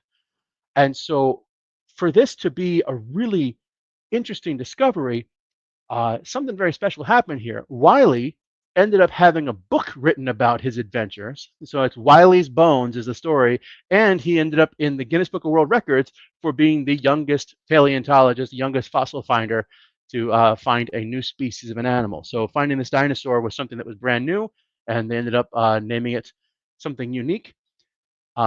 But I wasn't able to find that particular name for it. They just said it was a new thing, but in the research for the study, they haven't actually told me what that new thing was. So it's just Wiley's nodosaur here right now. But yeah, it's a really cool thing. And so that's a really interesting story. He's able to find this little bone, and it turned out to be something entirely wild. Next, here is Nathan Rushkin. Now, Nathan was out hunting with his dad. They were going on one of those public available digs. We were talking about you can travel around and you can see different places. So they went to Alberta, and they found in the Dinosaur National Park area in the Badlands, they were able to find these new sets of bones. So this is a hadrosaur that he found in 2020. These bones were sticking out of the ground, and they were going into a place that wasn't necessarily part of the tour, but he found something really, really special here. And he recognized it as being different from the rest of the rock because, especially in Alberta, I've been there a couple of times, the bones retain a little bit of this white, like light color that helps to separate them from the rest of the ground around them. But you can see that orange, a bit of a rust from like the iron in the blood that kind of petrifies as it goes through. And you can see those dark reddish brown, those ironstone pieces along the outside. That's one of the real clues that let us know when you're getting into the real fossiliferous layers. But the fossils up here are just scattered all around. So for Nathan to find something really, really special like this was quite a story because they knew there were dinosaurs all around, but they hadn't found something quite this big. So Nathan got his name into the papers in the Alberta area, and it traveled down here to the States as well. And he and his father, Dion, were super excited for it. Those bones are still there, though, because the rules of how fossils can be extracted in Alberta are so airtight that unless the Museum of the Royal Tyrrell Museum comes out to investigate and extract them, they're going to leave them right there. And you're not allowed to move or take those bones in any way, shape, or form. So you can take photos and a whole lot of selfies like, hey, it's my bone, but you can't take even a small fragment of those things out of there. They protect their fossil resources like treasures. And so Nathan has the story to carry along with, and that's about as far as it gets to go. A little bit of a different story, though, is this guy right over here, Diego Gonzalez, for the Chilesaurus. Now, if you have working parents, it can be kind of tough when you're growing up. You get taken to the office so many different times a week, and you only get 18 summers with your parents when you're growing up, so you got to make them all count. And if your parents are world-traveling geologists, then they make it count by taking you to the top of a mountain, like in Diego's case here. So here in 2004, Diego and his parents, who were geologists, were up in the high levels of the forests of Azen near the Andes Mountains in Chile. And he stumbles across some interesting vertebrae from a weird prehistoric creature. Now, his parents were up there for the rocks, so they were looking for the different kinds of rock strata and new kinds of minerals and things. So they were excited for it, but he was there to see what else he could find. He digs up this really interesting set of bones for a creature that was something unknown to us at that time. It is an herbivorous theropod. Most theropods you think of are typically carnivorous. You think of the three-toed feet and the sharp claws and the sharp teeth. T-Rex, Velociraptor, so many different theropods were carnivorous. We didn't really see too many of the herbivorous ones at this point, and this one was actually a pretty close relative of the raptors here. So they found an entire new species, not only a new species, but a new genus here as well. So you can see the jawbones with these flat plant grinding teeth. It was a wild thing. So this is the actual bone. This is the entire specimen that was dug up. This is Chilesaurus, about 3.2 meters long. It's a very unusual looking creature that's got the spatula-shaped teeth that point forward, which would be unique for among the theropods, telling us that it was an herbivore instead of a carnivore. It also has a backward-pointing pubic bone in its pelvis, which is typical for the Ornithischia and not so much in the Saurischia. But some groups of theropods kind of have it. So it's just kind of, in general, it's kind of a weird dinosaur that kind of straddles between two different groups. But along with that, it's a really special thing because in this case, in 2004, Diego was also awarded with the Guinness Book of World Records for being the youngest person to discover unknown dino species at the age of 5. He did it before Wiley did his. So he came in 2004, and then Wiley got his in 2009. So like they're back to back with each other, but they both get a chance to wear that particular crown, and so it's a very cool thing. What didn't happen to Wiley though is that as Diego grew up, they unearthed the rest of the specimen and named the specimen after him as well. So this is Chilesaurus Diego Suarezi, which is a really cool moniker to have for yourself. So you can find an entire new species of animal, a new group of animals here, and call them entirely your own. So when you look at those different changes and you get to see those moments, this slide should have been here sooner. That's me as a little one with the upright T-Rex, and then the small with the Stegosaurus still look the same way. Connecting the previous and the current, and even though the science changes and our discoveries update, if you hold on to that beautiful passion that you have for it, you can carry this on through. And that brings me to the big one. The story of Ruby Reynolds. Stop, you've heard this one. A young girl goes fossil hunting on the shores of the United Kingdom. And in the area of England where she digs, she finds a bunch of interesting ichthyosaur bones that changes the face of paleontology forever. Now, 200 years ago, you're talking about Mary Anning. But in 2024, you're talking about Ruby and her Ichthyotitan severnensis. This is a very cool animal and a fantastic fossil hunter herself who dug this up. So Ichthyotitan was announced last year. There's been a few pieces of studies that have come through after it. Not all of it's been published yet, but some really cool stuff coming out soon.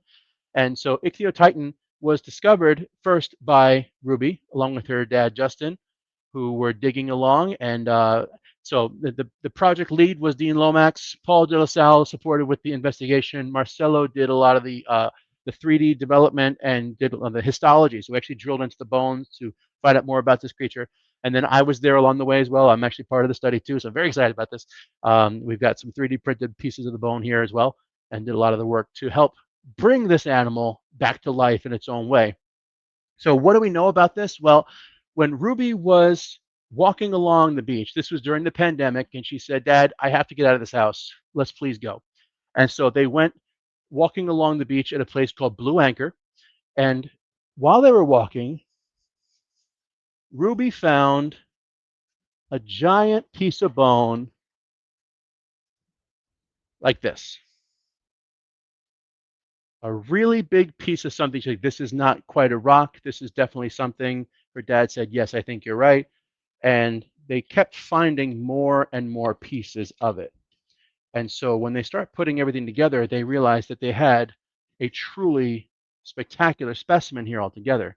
And so they did the right thing. They called a scientist. They called Paul, who came out and took a look at the site where they were. They took some initial measurements of the fossil. They took really good video of everything. They dropped a pin on their Google Maps so they knew exactly where they were. They got the right measurements. And then they started taking images of everything and started putting all the pieces here together.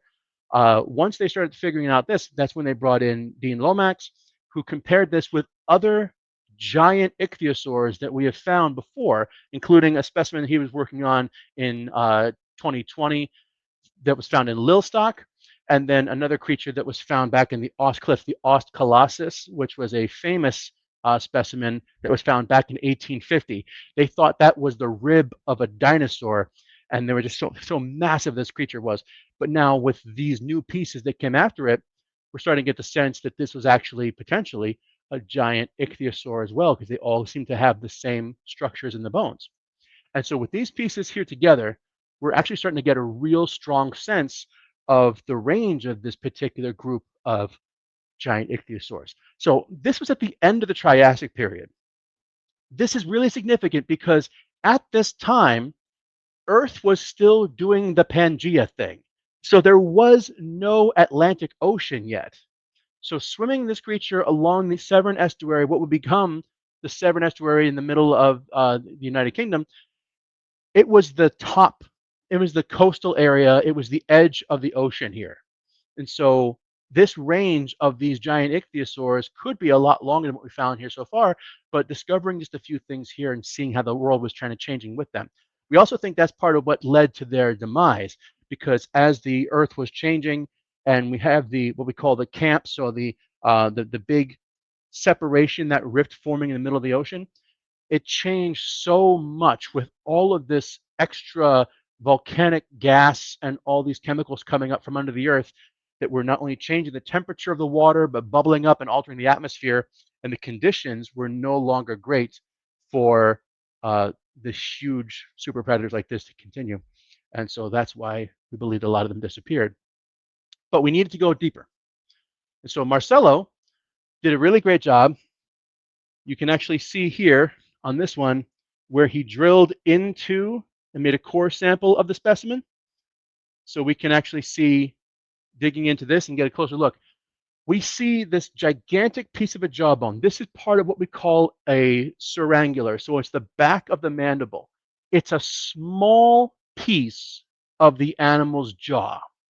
And when I compare it to other ichthyosaurs, it is massive in comparison. And so we even see this, and I'm going to show you how it lines up with other ichthyosaurs in a second. But when we drilled into it, Marcelo noticed that these lines of growth were very far spread apart with each other, and they hadn't fully fused yet, which means this massive creature was still growing. So this incredible animal was gigantic already, and it still had room to grow. When we take a closer look and we see the inside, like we can get closer look at the actual cellular the structure here. So the histology, we actually shave down pieces of the bone to smaller than the width of a human hair, so we can actually see the cells developing. And we start to look for these little lines that would show us as the animal ages, they create these gaps in between. We expect to see a lot more of these rings, kind of like the rings of a tree. We should see more of them more densely packed than what they are. They're a little bit more spread out, which tells us that this creature, these fundamental systems, the IFMs and the EFMs, were not fully formed yet because it hadn't reached full maturity. So still more room to grow on this little baby boy. So when we scale them up and we see just how big they truly are with each other, on the far left, you can see Dean and I with the skull of a Symbospondylus youngora, one of the largest marine reptiles we've ever found. That skull is in the Los Angeles Museum of Natural History. We studied not only the cast, but we also got a chance to go down there and see the real thing. So that is us with the real skull deep in collections like spiders and all kinds of crazy stuff on it. So we got a chance to go down and see the real thing and get some accurate measurements on its cerangular and parts of this jaw. This creature comes in 17 meters, about 56 feet long. Second photo is the Shonisaurus on display at the Royal Tyrrell Museum. Until this study came out, it was the largest marine reptile, the largest ichthyosaur that we'd ever known, at 21 meters and 68 feet long. When we compare that jawbone to the creature that we have here, and you can see all the pieces between Ruby's discovery and the blue anchor study and things like that. So this is all the pieces that we have of this particular ichthyotitan here now, about 25 meters long and up to 82 feet. That potentially puts it, especially if it's still growing, as being larger than a blue whale.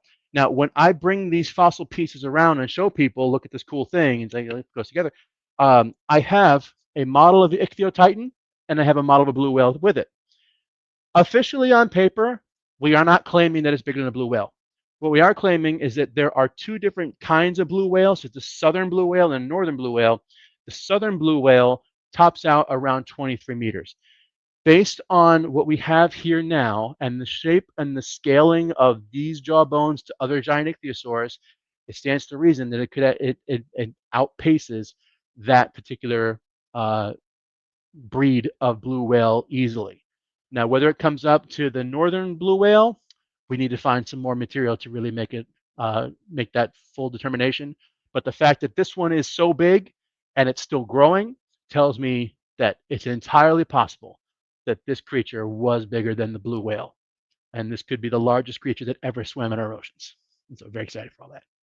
And all of this, like the other creatures that we've taken a look at here, are built on the idea that by continuing that passion and nurturing that childlike, wrong button, and nurturing that childlike joy for the plastic dinosaurs and animals that we get to mash together, you can really promote the next generation of scientific learners and researchers by just continuing to let them play with these childish things. So thank you very much for listening to me as I rambled on and called a pterosaur a dinosaur once. I'm sure you can just hit me with that and then never let me forget about it. Before I wrap it up and start taking your questions, I want to show you this one more photo that I love to include in this. This is 3 generations looking at the same skull. So we have a grandpa, we have a dad, and we have a kid, all looking at the skull of a Tyrannosaurus Rex. And I love how in the back you see like the classic, like the King Kong, the upright, the vintage monstrous Tyrannosaurus that walked on his 2 legs. And then over here on the left, we see the semi-modern Jurassic Park style Tyrannosaur, where it's more vertical, it's more horizontal. It's got the ridges over its eyes. And then over here, we have the more modern depiction that shows a little bit of feathers. And then there's going to be a baby walking around where it's like, no, we're watching Prehistoric Planet again, to show the most up-to-date version of that. But I think it's really great to just keep this perspective that as our science continues to evolve, our visions and our understanding of these animals has to change with it. There's no real room in paleontology to be a strict purist on what's going on because everything in paleo is right until it's wrong. And so it's this continual living science of very, very dead animals. And all of you watching here right now and you participating actively are that next step in that future. So please continue to get out there and dig more, get back into nature, and never stop loving your favorite dinosaur. Thank you very much, everybody. I appreciate you. All right, so I guess we have our Q&A section now, and this is the first question. End of the Triassic, could there be a larger hiding out there? Entirely, yes. There absolutely could still be things out there, because if you had asked us in 2018 or 2019, could there be something bigger than a Shonisaurus? Our answer would have had to be, yes, there could. We just haven't found it yet. And then in 2020, Ruby went for a walk on the beach and found it. And then, of course, with the size of it, you said it was still growing. So that, I mean, that is still a possibility, and it's still speculative as of right now. But I mean, one day if we do find that, it proves that. Every fantastic paleo study that comes out and changes the world always has the same follow-up. But if only I could get more post-cranial stuff. So we can find more things behind the skull. We can start getting more of the animal fleshed out, as it were, and that will really help to change everything else that we do here, and really just make the concept of it pop. I want Ichthyotitan to be the most famous marine reptile of all time. It's already getting pretty famous. I see you have a comment from Zach about doing anything outside of Florida. Yes, so my museum is entirely mobile. So I've driven all of this stuff to Seymour, Texas for the Whiteside Museum and their first Permian Fest, where actually I presented with Dr. Scott Persons, who you mentioned before, and a bunch of different things like that. So I've traveled to Wyoming, Montana. Supposed to be going to Louisville Zoo later on this year. Someone in Maine wants me to come up in February. So like we travel wherever there's a need for people to learn more about animals from the ancient world, up close and personal. There is no distance that's too far because I renewed my passport. So it's all good. With the passport renewed, the next mission is a plane. That's it. Do we have any other questions that are... You asked us our favorite dinosaur, and I've already asked this question, but I'll ask it again because it's a fun question to always ask. What is your favorite dinosaur? I have a handful. I have a few favorite dinosaurs because in my line of work, you have to have a few answers for these things. So one of my favorites is up here on the back wall, and it's not showing up because of the blurry background here, but I have a mounted skull of Cosmoceratops that I made myself. I belong to a makerspace here in Orlando, so I took the skeletal drawings of Cosmoceratops' skull. I scaled them up to life size, and I used a laser to cut them out with it to life size. Attach them all together. You've seen people who build things out of cardboard and then spell them out. So I built the skull out of cardboard to this right scale, and then covered it over with great stuff and made it. It's really cool. Is it the perfect representation of a Cosmoceratops? By no means, but it's mine, and that makes it pretty great. Yeah, it's not being sold. So one day I plan to have an actual Cosmoceratops. Actually, my friend Holly from the Whiteside Museum dug up the Cosmoceratops that is now on display at the Wyoming Dinosaur Center. Their nickname for it was the Hollyceratops. And I'm like, oh my God, that's fantastic. I just want to be you. Take me next time. So I want to get out there to the Grand Staircase Escalante and just keep saying that word, but also want to dig up my own Cosmo. That'd be great. One of my personal favorite ceratopsians is Styracosaurus. I feel Styracosaurus does not get enough love in paleo media. It had a really good run there for a while, and then it just kind of it petered out a little bit. Styracosaurus was very heavily featured throughout I want to say the 40s through the 70s and even to the 80s, because in Son of Kong, like the sequel to the King Kong movie, our intrepid heroes, the first dinosaur they meet on the island is a Styracosaurus. There are a bunch of B movies from the 70s where Styracosaurus ends up impaling somebody with that big nose horn. And then Styracosaurus was the mounted steed for the good guys in Dino Riders. So I actually have, hold on. Please hold. This is my original Dino-Rider Styracosaurus that I've had since I was a wee You child. can really see the like difference in paleo depictions of it too. And so this, the two horns going straight out depiction that you see here is actually from one of the early Sternberg reconstructions of Styracosaurus. And Robert Bacher took that, and when he was helping them to design the figures, he's like, so this is what we have right now on Styracosaurus, so we're going to make it like that. Does yours move? It does not.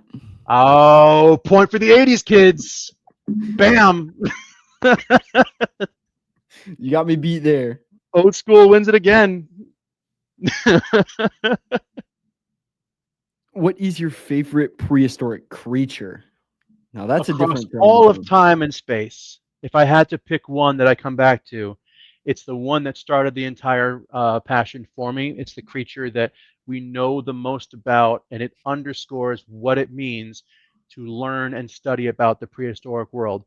This is an animal that we have been captivated by just for its raw power, its size, and its place in the natural world as an unmatched predator, no matter what else the opposite sides throw at it. My number one, ride or very, very dead, is Tyrannosaurus Rex. My favorite prehistoric creature of all time. Archaeopteryx. Wait a minute. There you go. Yeah, all that buildup for For Archaeopteryx. Wouldn't that be great? That would Yeah, be one amazing. day, if I had two wishes, a time machine and a saddle.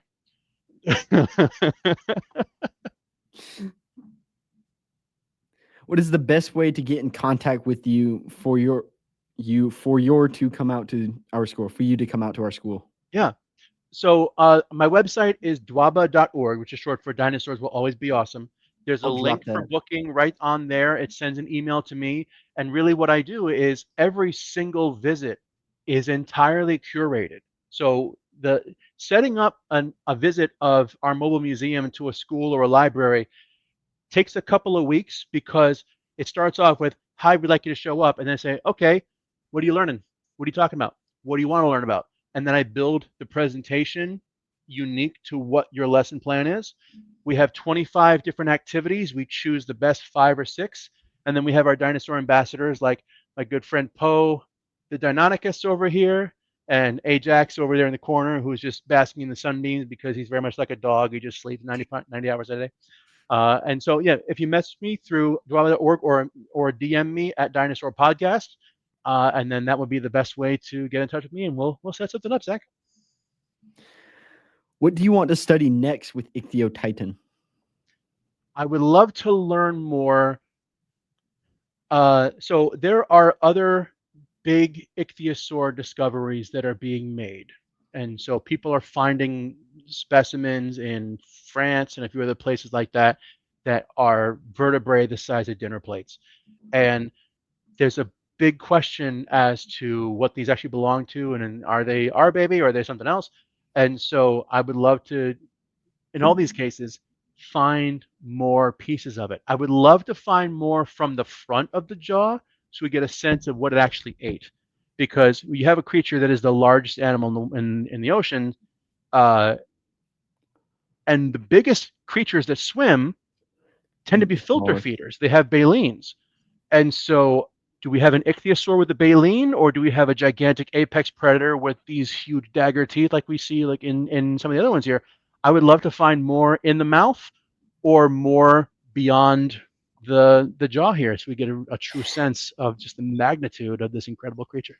If it has baleen, if it eats with baleen, I guess is also correct. But if it eats with baleen, that would completely change a lot of stuff that we know about baleen whales and things. Well, baleen animals at that point. And what an adventure that would be. It wouldn't even revolutionize just like the paleo side of things. It would revolutionize like how we see modern animals too, because Yep. it would be because they're modern baleen whales. I love the questions that have answers that lead to more questions. unless I'm asking my fiance what she wants to eat for dinner tonight. In which case, I just want one answer. Thank you.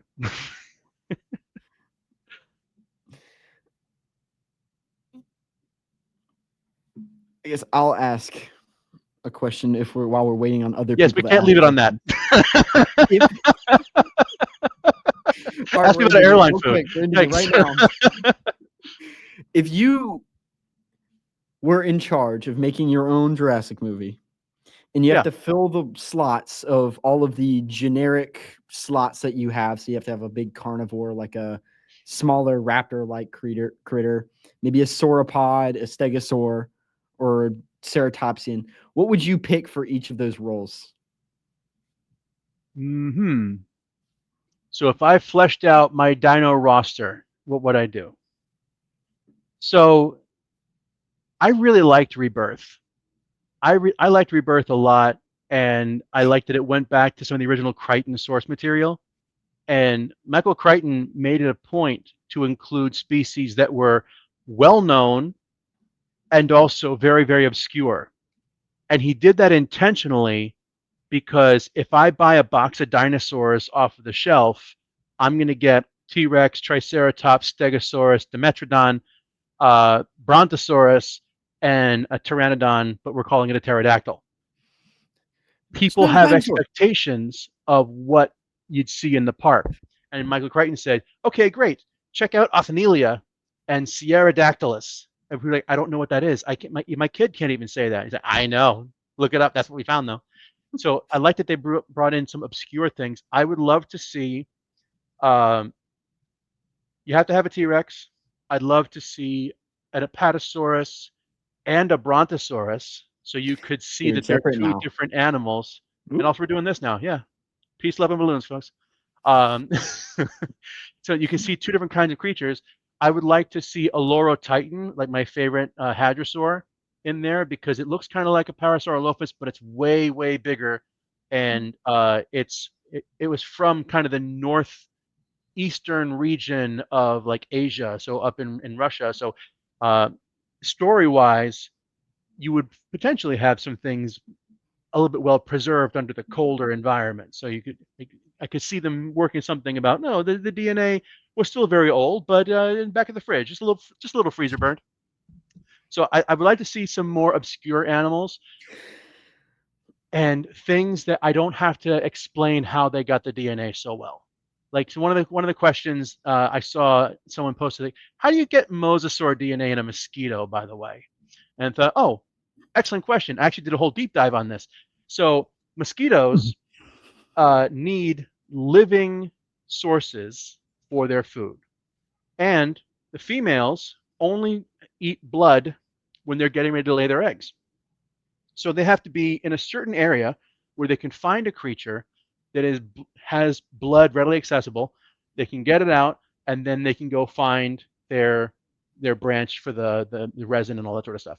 So I had to do a deep dive of, could a mosquito feed off of a beached whale? That's exactly what I was thinking. Beached mosasaur. Because whales wash up all the time. And so if a whale washes up, could a mosquito get at it? Because flies will get over there. Flies will come pick at it. And the thing is, if a mosquito was in the area and the whale had beached itself recently and was still alive or had died within the last 4 hours, then yeah, a mosquito could potentially get a little bit of blood meal.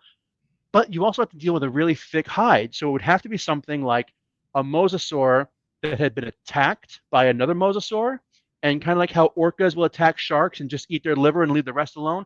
So two mosasaurs battling in shallow waters. One of them suffers some wounds and washes up, and it gasps and breathes its last on the shores, looking at the sun and thinking like, I never would have known, that sort of stuff. But so when you have this creature that's actually got open wounds, now you can have a mosquito that comes through and drinks a little bit of blood from this dying mosasaur, flies over here, and then lands on the branch of the tree. And I also had to deep dive to find out, were there actually mosquitoes at this time? So we found the actual species of a mosquito that existed during the Cretaceous and was actually actively feeding on blood. So that's another thing, is like, was there actual, Were there mosquitoes in the Triassic? Were there mosquitoes in the Jurassic? Yeah. And so one of the books that I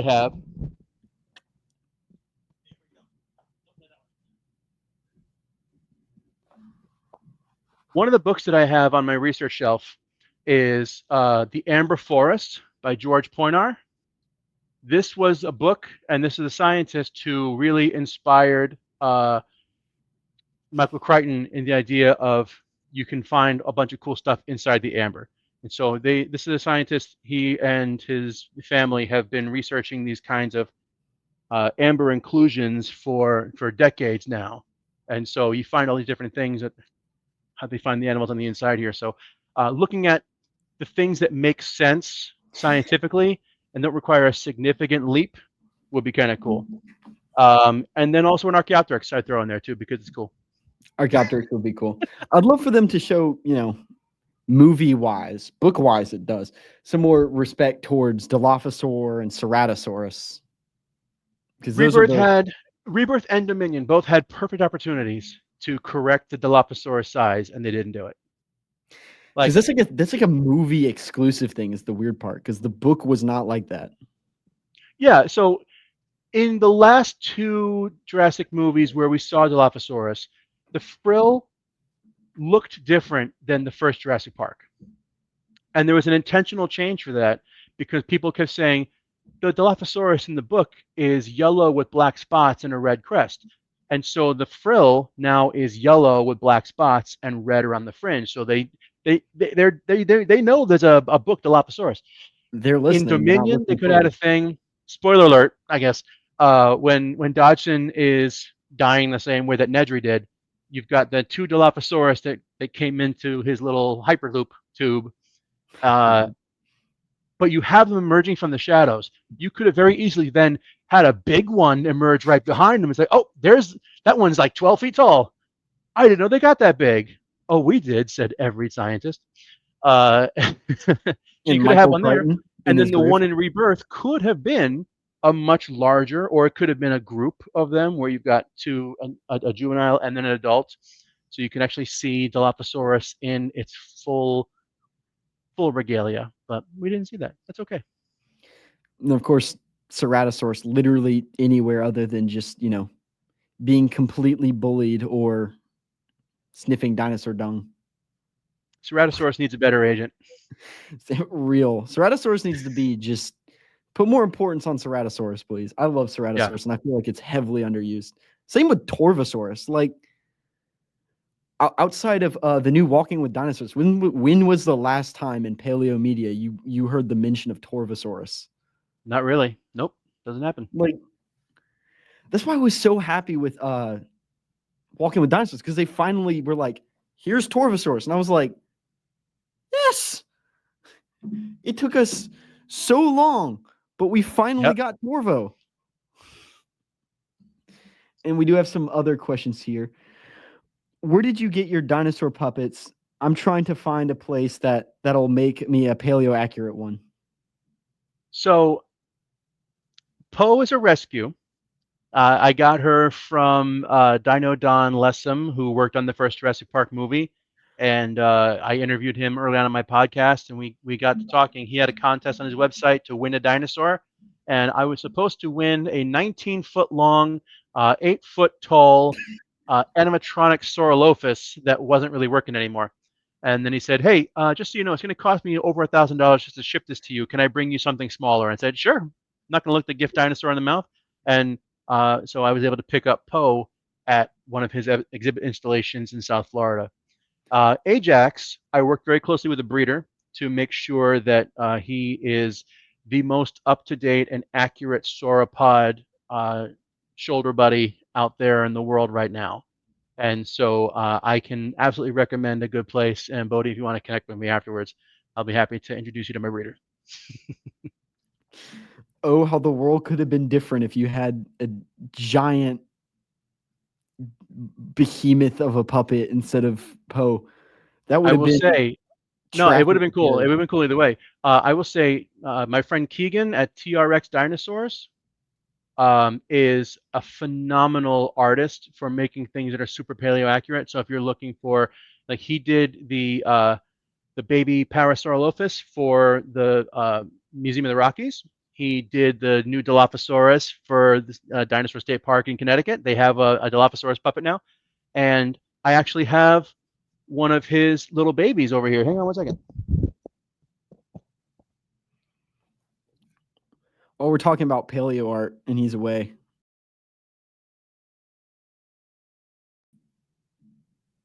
Thank you, Bodhi. Thank you.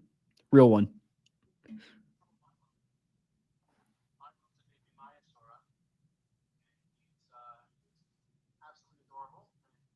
We can't hear you.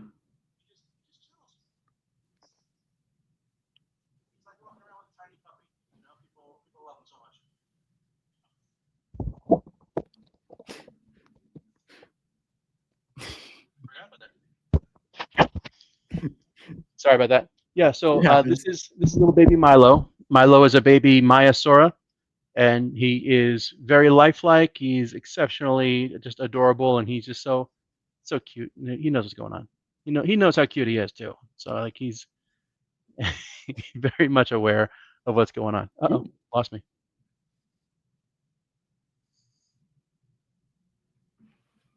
Hit the power I'm still button. here if you can hear me. I don't know why my camera just dropped out. We can hear you.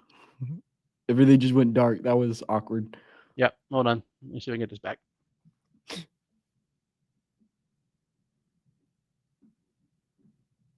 Oh, I was using my phone as my webcam, and it just died entirely. So, yeah, that'll be the end of that. Okay. All right. Guess we're not. Well, you have seen of me what you can see of me, but you'll still be able to hear me. I'll still be here just talking. Amanda Perry, I want to see more bugs in Jurassic in general. Like we got started with the mosquito and had some locusts, but can you imagine how many bugs were around during the dinosaurs? So yeah, the oxygen levels in the world were so much higher that things were able to grow significantly with the plants and everything else. Like Earth was just supporting bigger animals. So you have insects like Arthropleura and some meganeurons, like these gigantic giant dragonflies and huge spiders and things like that. It was absolutely a horror show. So I think maybe not in a Jurassic movie, because the Locusts was a story pulled right out of Michael Crichton. And everyone was like, I came to this place for dinosaurs. I don't. So. Yeah. The sale wasn't there. Should have been a separate movie, but yeah. I can see the Locust being a bigger thing in like a Chaos Theory or like in one of the spin-off shows where you've got more room to play with things. And they just kind of, they brought the Locusts in for a brief second, but making them a focal point of your dinosaur movie, I don't know if that's always the best option. It's far back. If anybody remembers the name Nigel Marvins, he did Prehistoric Park, and they had a whole episode where they went back to get giant millipedes or centipedes. Absolutely. I mean, sometimes the older stuff is better for that. Yeah, but in that same case, it was an episodic thing where he's teaching you about the ancient ecosystems. It wasn't Nigel Marvin chased by dinosaurs. That was something else entirely. This was Nigel Marvin wants to build a prehistoric ecosystem in the modern world. So we're going to go back in time. Don't ask how. It's not important how. We just did it. We're going to go back and we're going to bring pieces of the ancient world. And the world includes our insects and our plants and things as well. So it was in that context, it would have been weird not to include the bugs. But in the story of, hey, that dinosaur movie from the 90s that we made 5 more sequels of, about a dinosaur we're going to do a dinosaur movie about not dinosaurs. Yeah. It's like, maybe you should, should have been not the plot of that one. I get what they were going for, but again, not the right franchise. But I mean, Eric, once again, I got to say thank you so much for having me with you here today. Are you excited with the way that the Prehistoric Live went? I absolutely am. I'm so happy that everything turned out so well, and I was able to get some of the best speakers to come on and talk with everybody. And I'm glad that this was the cast that I started with. It's a great idea to do a paleo symposium like this, where you can bring together different people from different walks of life, and nobody has to worry about going through TSA. I know I don't have to take my shoes off anymore, but it's still a hassle. So like this is instead of having to travel and being able to bring this directly to you, that was really awesome, and I appreciate you so much for putting this all on. And thank you for coming on. I mean, it's always an honor to interact with you and people like you that do this and have people like you as a contact. Thank you so much, bro. I appreciate you. Of course. And for everybody else, I think that is where we will call it ends for the Prehistoric Live. I keep wanting to say life, but Prehistoric Live event. I hope you all enjoyed. And again, I may do one later this year. I may make it just an annual thing. Still a debate in my head. It all depends on time and if I'm open and if I'm free, and kicking around with a few hours. But and of course, if speakers are free, that is the most important thing. If the speakers are free. If you enjoyed it, like I said yesterday, please go say something nice on social media. If you didn't, please stay off of social media. I hope you all have a great afternoon, morning, evening, or night. Again, I'm your host, Eric Crawford. Signing off. Remember, keep it prehistoric. Goodbye.